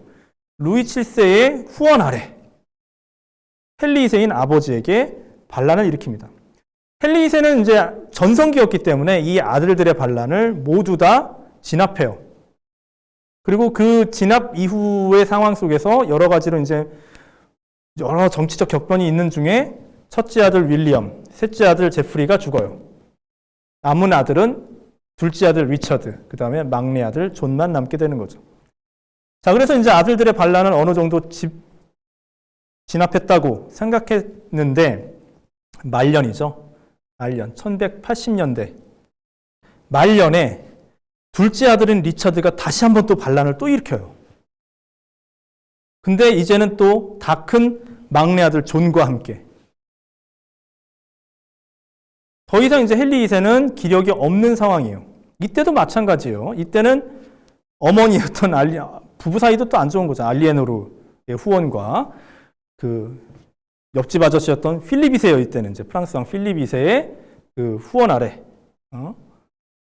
리처드, 존이 아버지에 대해서 반란을 일으키고 사실 이제 반란이 성공했다라고 하고 말 것도 없이 이런 상황 속에서 충격을 먹은 헨리 2세가 특히 이제 막내 아들 그렇게 애지중지하고 예뻐하고 눈에 넣어도 안 아플 그런 막내 아들 존마저도 리처드한테 가담해서 자기한테 반란을 일으켰다는 얘기를 듣고 충격을 받고 얼마 있다가 그냥 죽어요. 이게 1189년이죠. 그런 상황 속에서 이제 리처드가 왕위에 오르게 됐던 거죠. 리처드 1세. 자, 그래서 리처드 1세가 1189년에 이제 왕위에 올랐을 때 아까 봤던 이런 지도는 계속해서 유효합니다. 리처드 1세는. 사실 우리가 이제 리처드 1세를 이제 중세 잉글랜드를 대표하는 뭐 그런 왕으로 우리가 알고 있긴 한데 사실 리처드는 자기를 잉글랜드 사람이라고 생각한 적이 없어요. 왜? 잉글랜드에 가본 적이 별로 없어요. 어디서 컸냐? 엄마랑 함께 여기서 컸어요. 따뜻한 남쪽 나라에서. 그래도 영어는 할 줄 알았겠죠. 아니요, 못했어요. 프랑스어 했습니다. 리처드 1세는 스스로를 리처드라고 부른 적이 없어요. 피샤르라고 불렀지. 스스로 이 프랑스 땅이 위대한 기사라고 생각했던 사람이에요. 자, 프랑스 땅이 위대한 기사였기 때문에 잉글랜드 왕이자 노르망디 공작이자 앙주 백작이자 아키텐 공작이 된 상황에서 뭘 하느냐? 이때 당시 또 제3차 십자군이 조직이 되는 거죠. 제3차 십자군. 1189년에서 1192년. 제3차 십자군에 나갑니다. 이때는 이때 당시 유럽에서 가장 쟁쟁했던 그 군주들 3명이 나가게 돼요. 신성 로마 제국 황제 프리드리히 1세. 프리드리히 바르바로사라고 하는 호헨슈타우펜 가문의 아주 이때 당시 신성 로마 제국에서 가장 기세등등했던 그런 황제죠.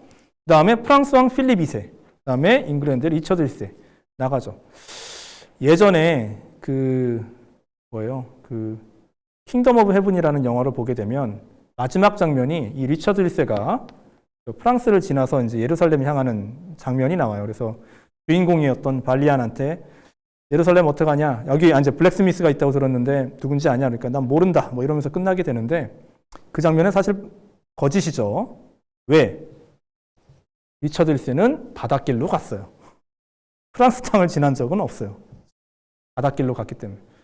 왜 바다로 갔을까? 노르만족이에요. 그죠? 바다에 익숙합니다. 바닷길로 따라서 가고. 프랑스 왕은 파리 이런 데를 지나서 이렇게 해서 또 집결지에서 만나서 싸우고 리처드랑 필립이랑 싸웁니다. 신경전 장난 아니죠. 싸우고 투닥투닥 하면서 나아가게 되고 그 다음에 신성 로마 제국 프리드리히 1세는 불어로 마이영스라고 되어 있는데 마인츠죠. 그죠? 마인츠에부터 시작해서 빈, 부다페스트 이렇게 지나서 갑니다. 여기서 가장 용감하게 맨 처음 싸웠던 사람은 프리드리히 1세였어요. 역시 대박이다. 잘 싸운다. 적들에게 공포를 심어주는구나 그랬는데 십자가가 보이죠, 여기서. 그리고 갑자기 점선으로 바뀝니다. 땡땡땡땡. 강 건너다가 살렙이라는 강을 건너다가 물에 빠져 죽습니다. 수영을 못한 거죠. 갑자기 너무 맨 처음에 모든 걸 잘 보여주고 나서 갑자기 김 빠지게 제대로 싸우지도 못하고 돌아가게 되죠. 자, 그럼 나머지 군대는 필립 2세와 리처드 1세의 군대가 됩니다. 지금식으로 얘기하면은 필립 2세야말로 어떻게 보면 되게 얕고 실용적인 사람이에요. 그리고 리처드 1세는 어떻게 보면 의리의 사나이예요. 필립 2세는 가서 좀 싸우다가 나 프랑스가 급하지. 내가 여기서 뭐 할 거야 하면서 바로 돌아와 버립니다. 프랑스로. 리처드 1세는 나는 기독교 기사야 라고 하면서 막 싸우면서 잉글랜드가 어떻게 되든 말든 여기서 열심히 싸우는 거죠. 엄청나게 열심히 싸워서 정말 소수의 병력으로 이때 당시 레반트 지역 예루살렘을 정복하고 있었던 그 세력이 바로 아유브 왕조의 살라딘이죠. 원래는 살라딘이라고 부르는 사람인데 보통 영어시로 해서 살라딘이라고 부르는 사람인데 살라딘이 놀래죠. 저렇게 소수의 병력으로 우리를 무너뜨리고 대박이다. 잘 싸운다. 박수를 쳐줍니다. 박수를 쳐준다는 건 여유가 있다는 얘기죠. 그죠? 그래도 우리한테는 안 돼. 왜? 병력이 너무 소수니까. 자, 예루살렘 앞까지 가요. 엄청나게 잘 싸워서 예루살렘 앞까지 갑니다. 리처드 1세가. 살라딘이 지키고 있죠. 보통은 우리나라식으로 얘기하면 손자병법이나 이런 거 보게 되면 성을 공격하는 그 군대가 성을 방어하는 군대보다 10배는 많아야 된다고 얘기를 하죠. 성 자체가 하나의 또 무기가 되니까, 방어 무기가 되니까. 자, 그런데 여기는 무슨 일이 벌어졌냐면 성을 방어하는 군대의 수가 공격하는 수의 10배예요. 즉 살라딘의 군대가 리처드 1세 군대의 10배가 넘는 거죠. 뭐 해요? 리처드 1세는 열심히 싸우다가 장렬하게 전사할 수는 있겠어요. 많은 적을 죽이고. 하지만 결코 예루살렘을 회복하지는 못합니다. 눈에 뻔한 거죠, 그거. 자, 결국 그래서 무식하게 열심히 의리 있게 막 싸우고 나서 살라딘이랑 조용히 악수하고 오게 되는 거죠. 자, 리처드 1세는 거기서 끝나는 게 아니에요. 오는 길에는 돈이 없어갖고 배를 못 타고 옵니다. 내륙 지방으로 오는데 그때 내륙으로 올 때 이제 신성 로마 제국 황제랑 뭐 하여간 경쟁 관계, 라이벌 관계, 적대 관계를 맺고 있었기 때문에 또 오는 길에 잡혀서 투옥당하고 잉글랜드 사람들은 또 세금 내서 몸값 치르고 엄청나게 하여간 재정적으로 과중한 부담을 지우게 돼요. 리처드 1세는. 이때 이제 리처드 1세를 대신해서 잉글랜드를 다스린 게 존이었죠. 형 대신해서. 형이 이제 떠난 그 십자군 비용 대야죠. 또 오는 길에 그냥 오는 것도 아니고 몸값 잡혀갖고 그것도 내줘야 되죠. 그러느라고 세금을 막 걷어요.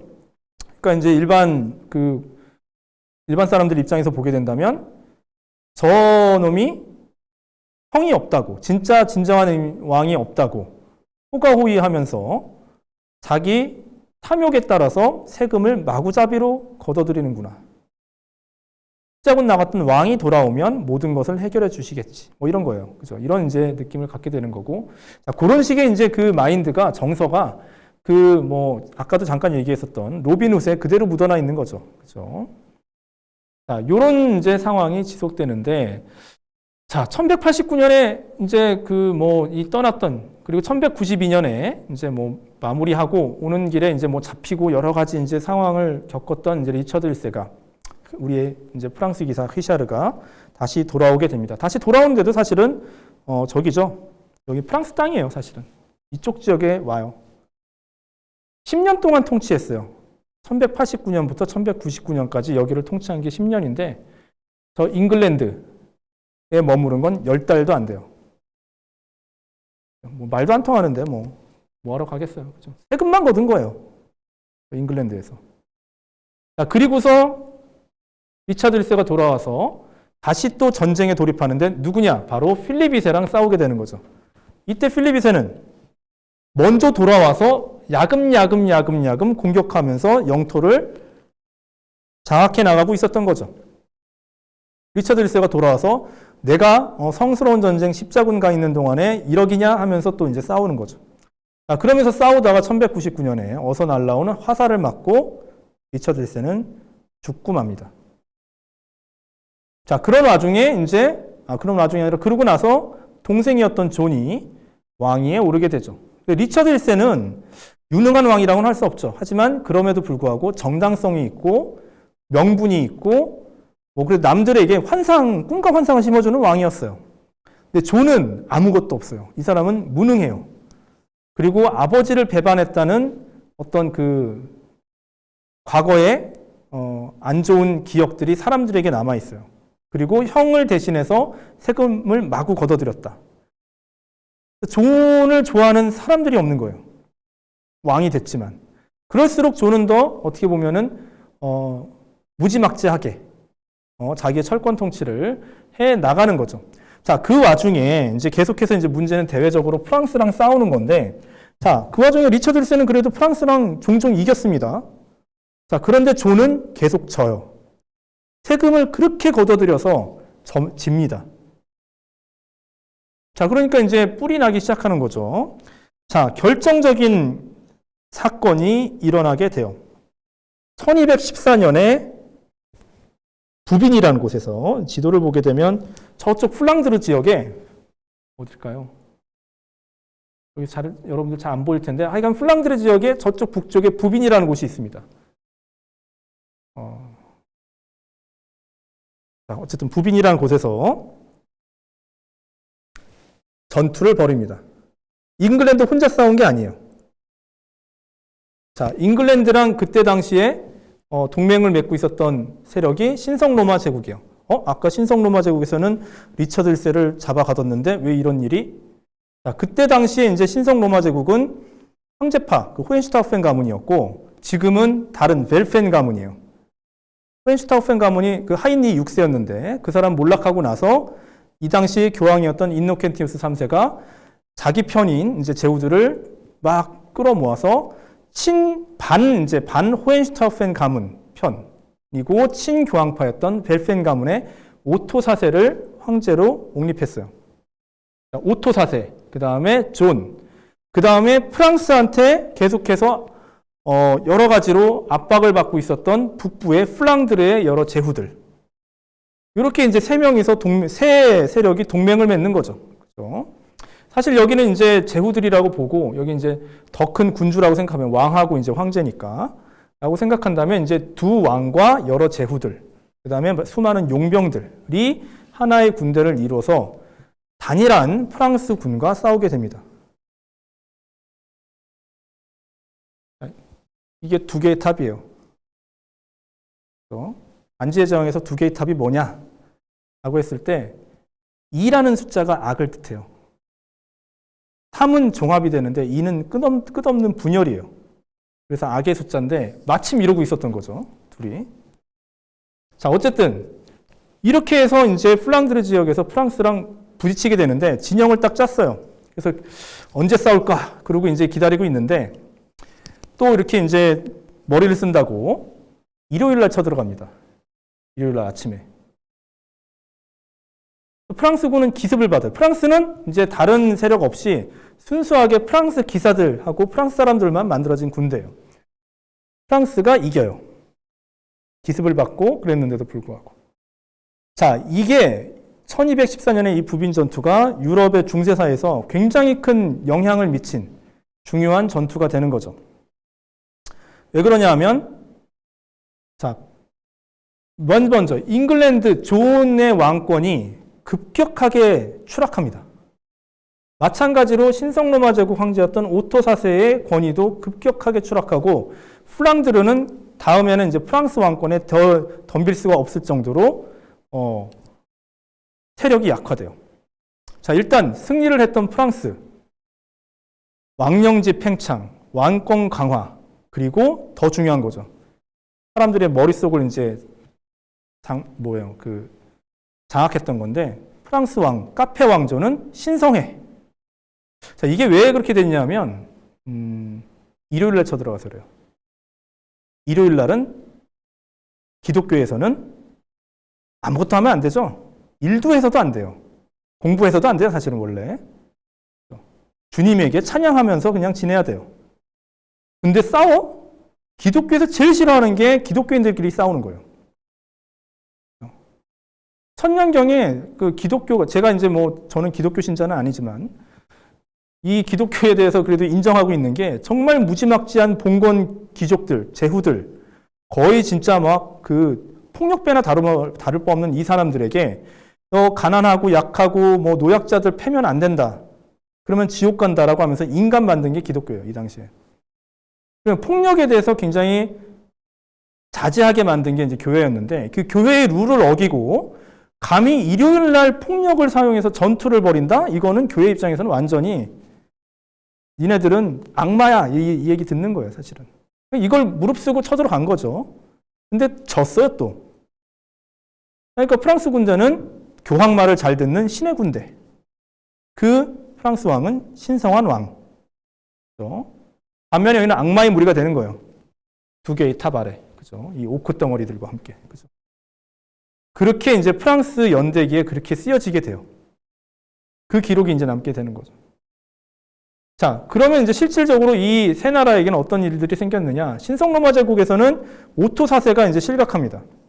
원래 맨 처음에는 인노켄티우스 3세가 내 편이니까 예뻐서 황제를 만들어줬는데 구조적으로 황제는 교황과 싸울 수밖에 없어요. 오토 4세는 교황과 또 싸웁니다. 그래서 안 되겠다면서 오토 4세를 내치고 원래 자기랑 대립했던 하이니 6세의 아들이었던 프리드리 2세를 황제로 옹립하도록 노력을 하게 되죠. 프리드리 2세의 시대가 펼쳐지게 돼요. 자, 그 다음에 플랑드르는 세력이 약화되고, 자, 잉글랜드가 문제죠. 우리의 이제 그 100년 전쟁과 관련해서 잉글랜드. 대헌장. 그 다음에 의회가 등장하게 되는 계기가 바로 이때인 거죠. 그죠? 왜? 야, 그렇게 우리 못 살게 굴고, 돈 걷어가서 전쟁하더니 그렇게 프랑스한테 얻어 터지고 영토까지 다 잃어? 이렇게 되는 거예요. 그러면서 귀족들만이 아니에요. 고위성직자와 부르주아 대표들이 다 모여갖고 자기네들 문서를 작성합니다. 그게 이제 마그나 카르타 대헌장이에요. 그죠?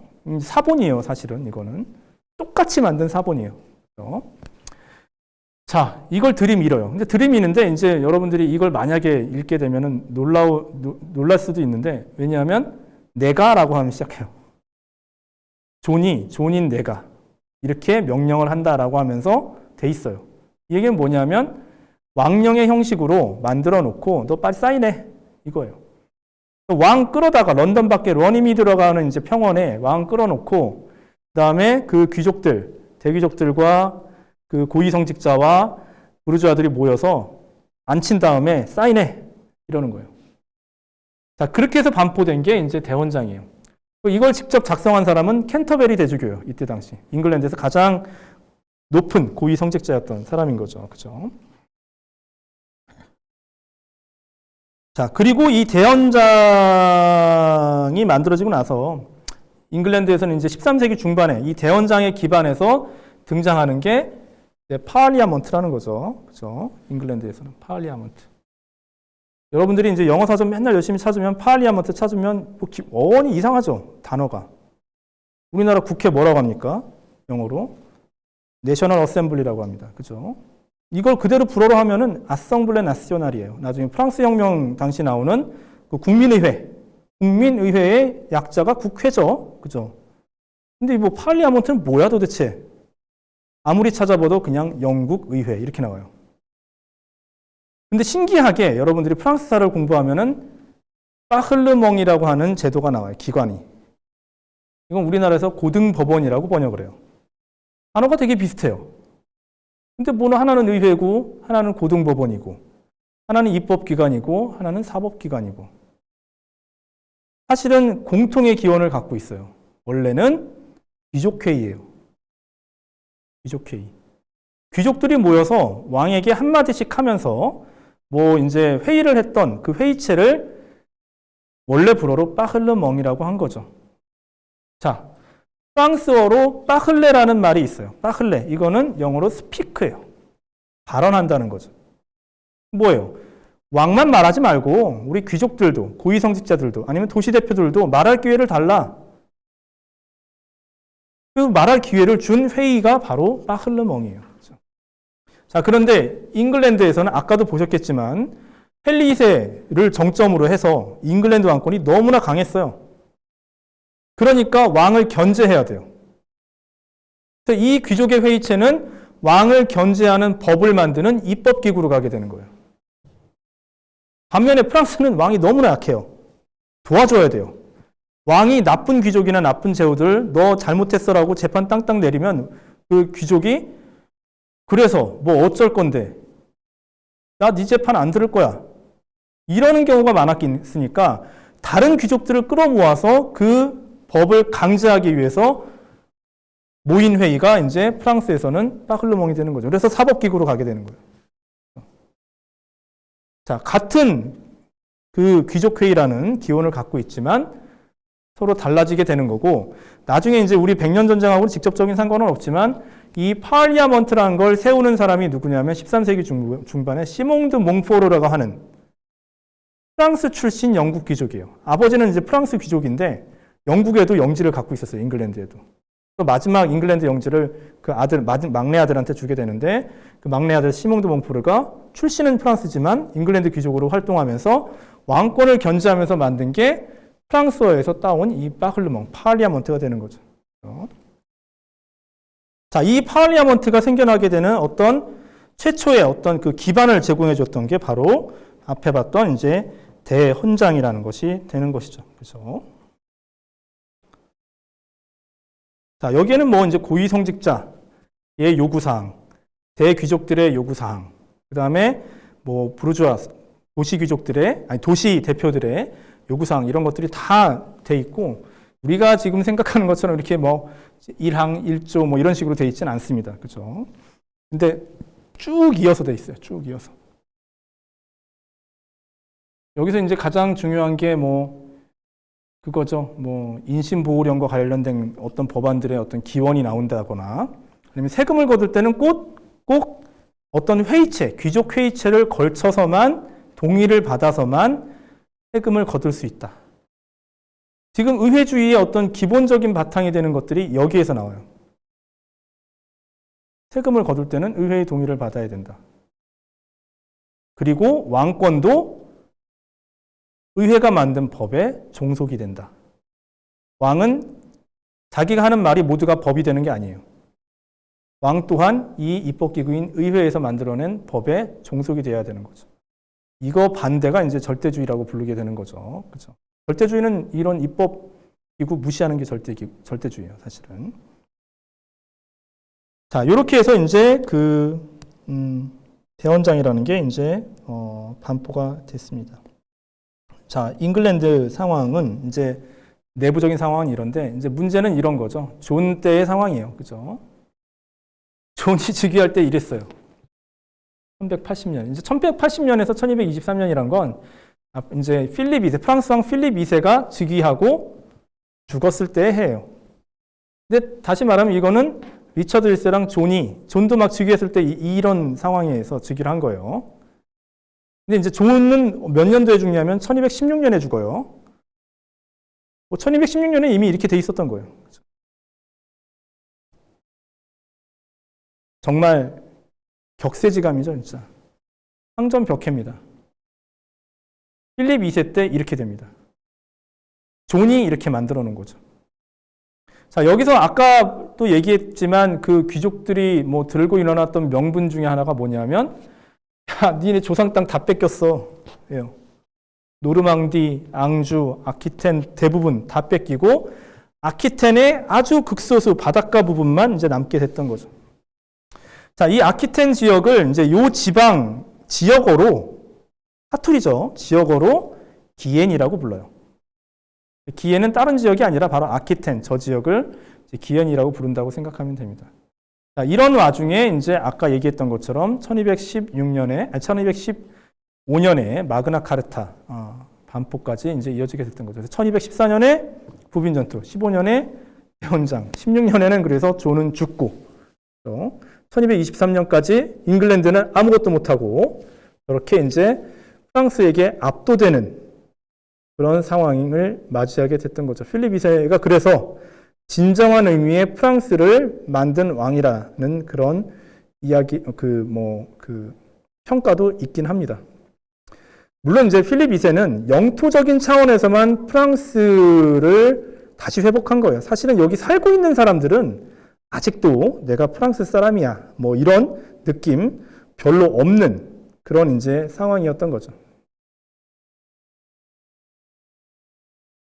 자, 그래서 요게 이제 1200년대의 유럽이에요. 1200년대 유럽, 굉장히 현란한 지도를 제가 갖고 왔는데, 자, 여기에서 요 부분만 따로 떼어내서 여기를 이제 보게 된다면, 자, 요렇게 해서 여기가 이제 앙주 제국인 거죠. 그죠? 플란테전이 다스리는 여기만이 이제 프랑스 왕이 직접적으로 이제 그 왕을 따르는 그런 제후들이 있는 곳이고, 여기는 왜 색깔이 다르냐? 여기도 이제 형식적으로는 여전히 프랑스 왕의 봉신들이라고 할 수 있는 랑그독 지방의 이제 귀족들이에요. 근데 실질적으로 프랑스 왕으로부터 명령을 받아본 적이 한 번도 없는 사람들이에요. 근데 사실은 제가 아까 얘기는 안 했지만 이제 알비 십자군이라는 게 여기서 이제 이단인 알비파를 이제 소탕한다는 명분으로 북부 프랑스 귀족들이 여기에 십자군을 펼칩니다. 그러면서 이 지역의 토착 귀족 세력과 또 싸우게 되고, 여기도 이제 얼마 있다가 프랑스령으로 이제 넘어가게 됐던 거죠. 완전히 이제 프랑스 왕령지로 넘어가게 되는 거죠. 자, 그래서 1330년, 바로 이제 100년 전쟁이 일어나기 직전인 거죠. 그죠?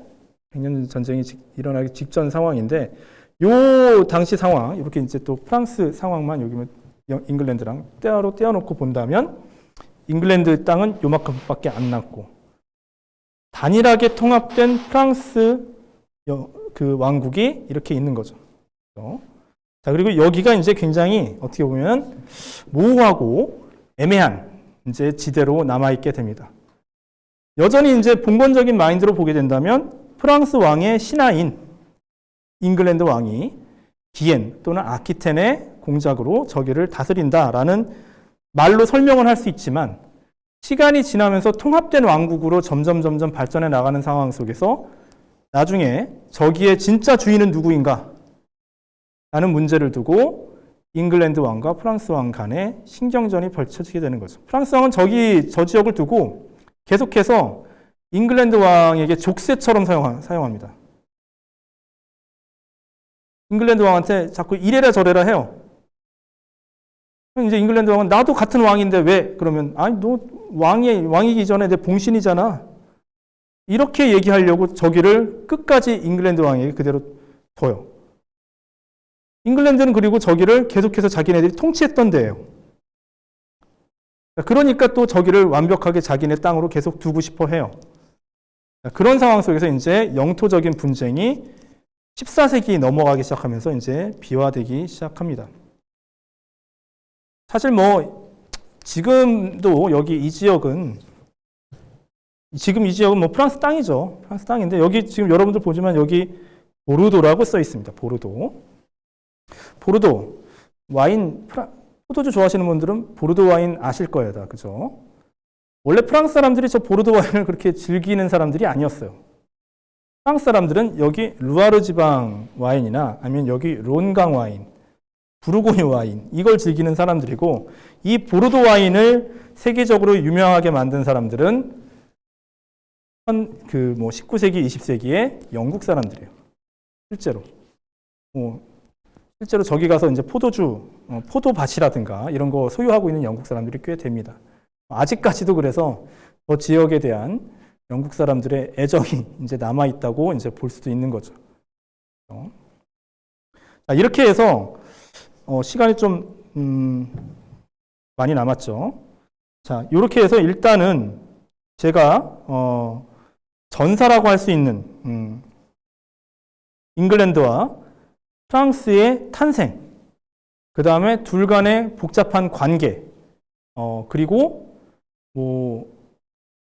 그 복잡한 관계가 사실은 우리나라 역사에 비춰봤을 때는 별로 이렇게 왜 그러지라고 싶은 건데 당시에 어떤 이제 이유에서 이렇게 이제 복잡하게 얽혀 들어갔는지 그런 것들을 설명을 드렸습니다.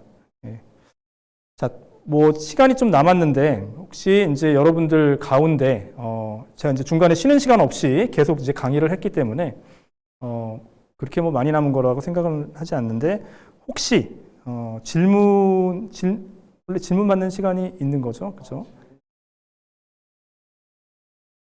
예. 혹시 질문이 있으시면 이제 질문을 받고 또 제가 대답을 해드리도록 하겠습니다.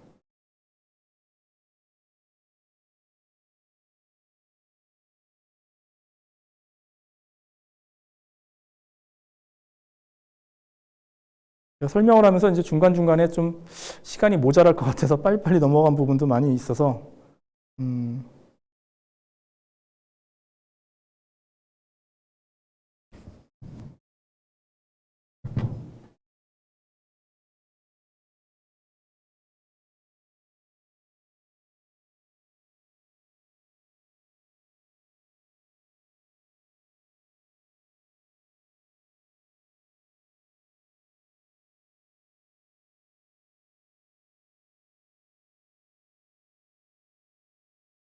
질문 안 올라오나요? 예, 질문 좀 해주세요.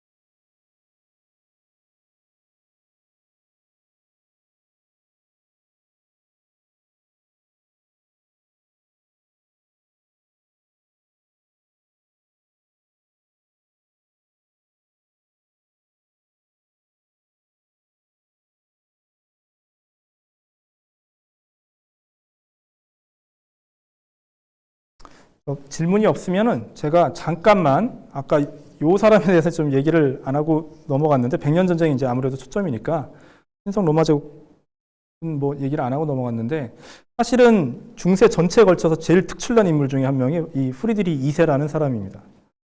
잠깐 이제 아까 봤던 유럽 지도를 잠깐 보게 되면 여기 시칠리아 왕국이라고 있어요.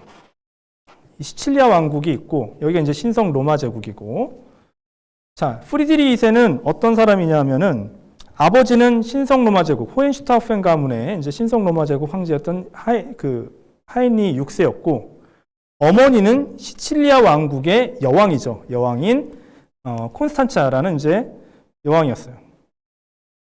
자, 그런데 여기서 또 이제 이 시칠리아 왕국은 또 뭐냐? 옛날에 아까 제가 얘기했던 여기 동로마 제국이었죠. 그죠?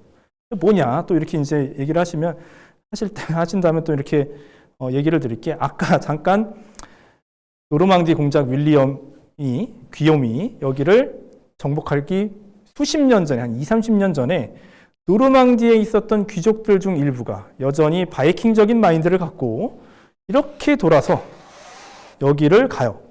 가서 동로마 제국의 용병으로 활동합니다. 그러다가 기회를 봐서 동로마 제국도 몰아내고 이슬람도 몰아내고 자기네들이 이 시칠리아 섬과 남부 이탈리아를 장악해서 노르만 왕조를 만들게 되는 거죠. 그러니까 이제 이 노르만인들은 정말 어마어마한 거예요. 노르망디 사람들은. 잉글랜드도 정복하고 여기서도 왕조 만들고 여기서도 왕조 만들고. 그렇죠? 자, 그 왕조예요. 그 노르만 왕조의 후계자였던 엄마를 두고 있었던 거죠. 프리드리히 2세는. 자, 그래서 어떻게 보면 양쪽으로부터 이제 그 재위나 왕위를 물려받게 되는데, 사실 아버지가 일찍 죽었어요. 하인리 6세라는 사람이. 일찍 죽어서 어렸을 때 어디서 크냐 하면 독일이 아니라 여기 시칠리아에서 커요. 엄마 품에서. 그리고 이 시칠리아가 이때 당시 어떤 곳이냐? 뭐 여전히 뭐 시칠리아 왕국이고 기독교 세력이긴 하지만 지중해의 한가운데에 있습니다. 시칠리아는.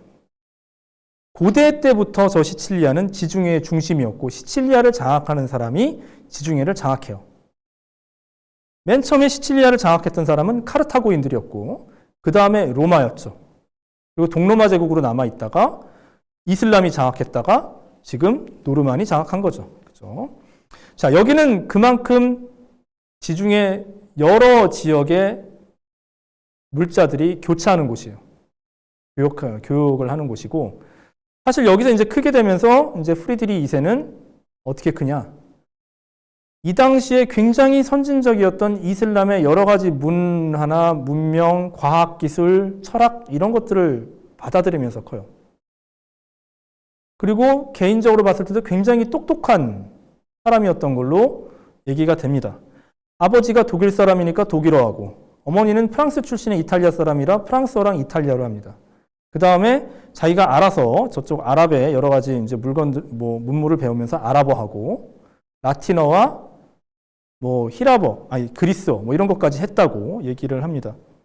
한 6개국어에서 7개국어를 한 왕으로, 제가 알고 있기로는 가장 많은 외국어를 하는 어떤 지도자인데 그런 사람이에요. 그래서 그렇게 컸는데 아까도 말씀드렸다시피 오토 4세라는 사람이 이제 하인리 6세 죽고 나서 이제 그 친교황파로 올렸으나 결국 이제 또 교황이랑 싸우게 되고 1214년에 부빈 전투로 이제 실각하게 되면서 마지막으로 이 인노켄티우스 3세라는 교황이 쟤는 아무것도 모른 채 컸으니까 쟤를 내 꼭두각시로 하인리 6세 아들이긴 하지만 꼭두각시로 세워야겠다라고 하면서 자기 편인 제후들을 다시 한번 끌어모아서 독일 왕으로 이제 추대하고 1220년에는 이제 인노켄티우스 3세 다음에 이제 교황이 또 황제로 대관식을 해주게 됩니다.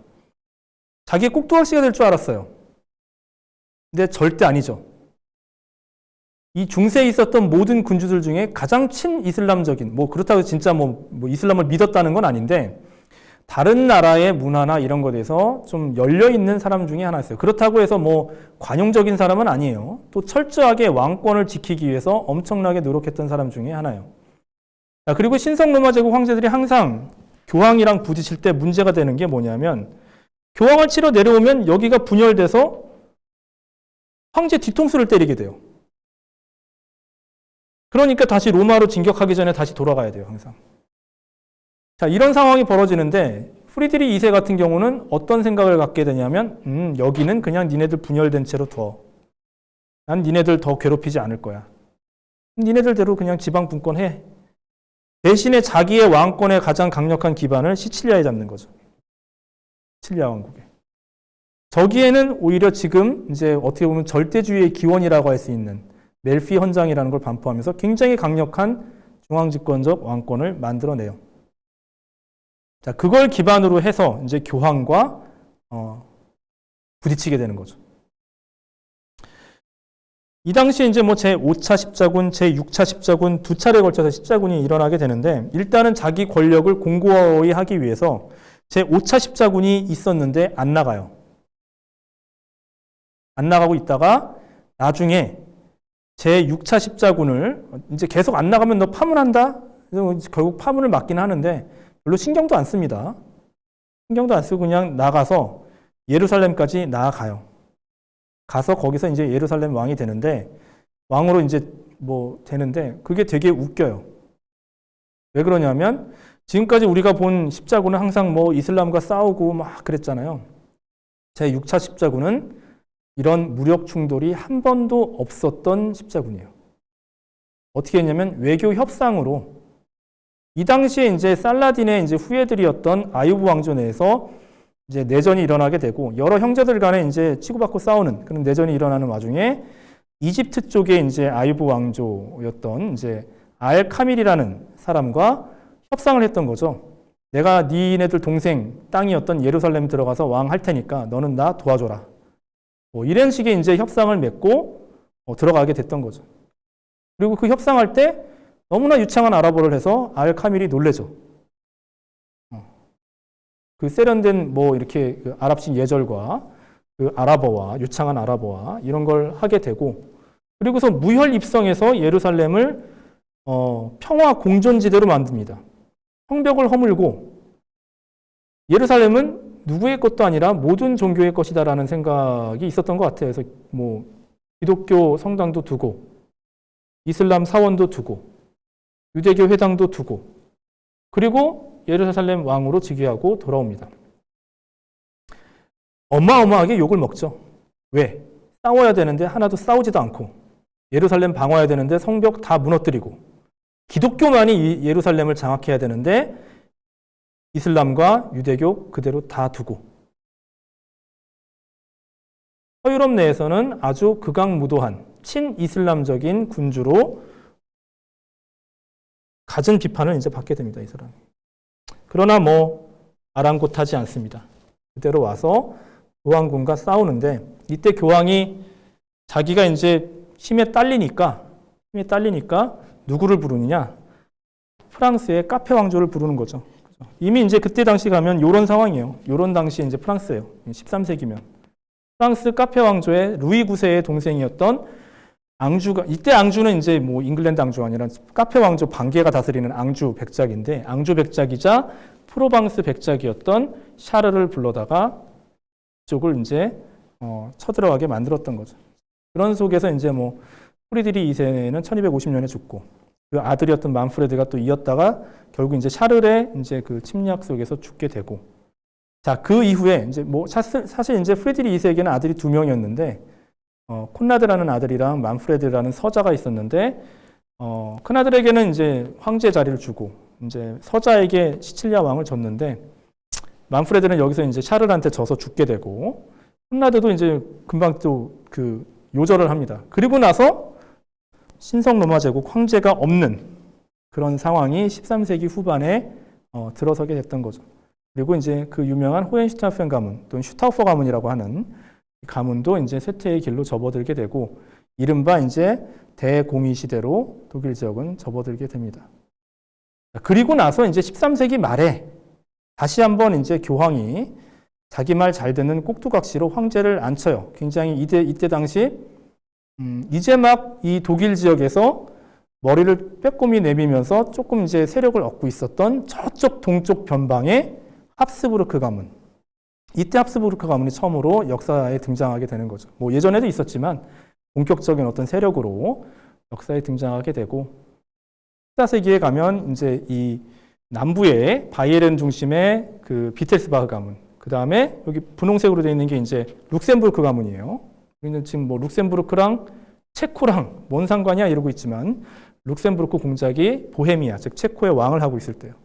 룩셈부르크 가문, 그 다음에 합스부르크 가문, 요 세 가문이 이제 14세기에 서로 경쟁 관계를 이루게 되는 거죠. 14세기에.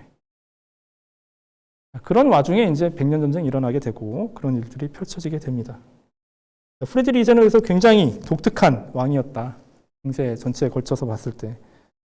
뭐 중세 사람이니까 중세적이죠. 그러면서도 일견 흘끗흘끗 보게 되면 중세적인 것 같지 않은데라는 느낌을 주는 그런 면모들을 가지고 있습니다.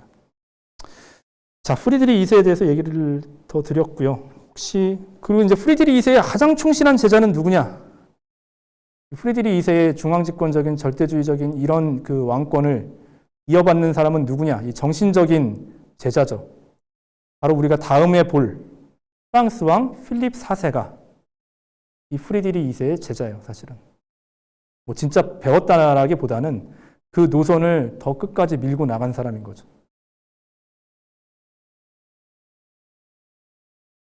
자, 혹시 더 질문이, 제가 좀 더 이제 다른 설명을 했는데, 요 관련된 부과된 설명을, 다른 질문이 있을까요?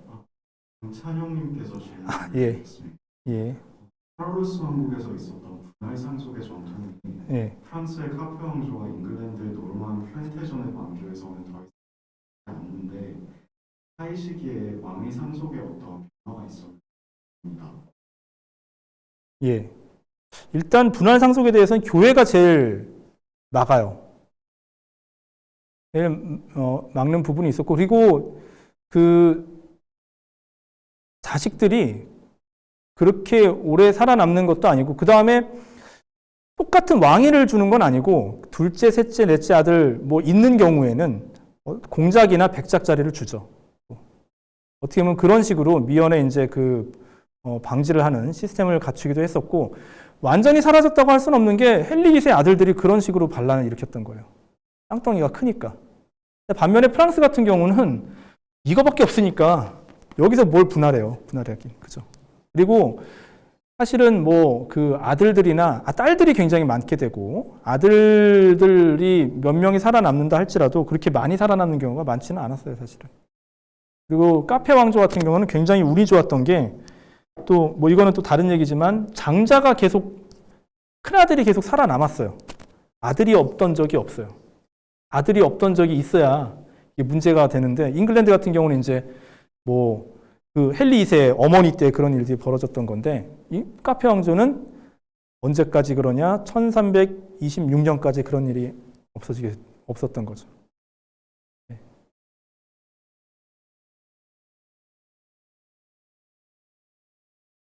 다른 질문 또 없나요?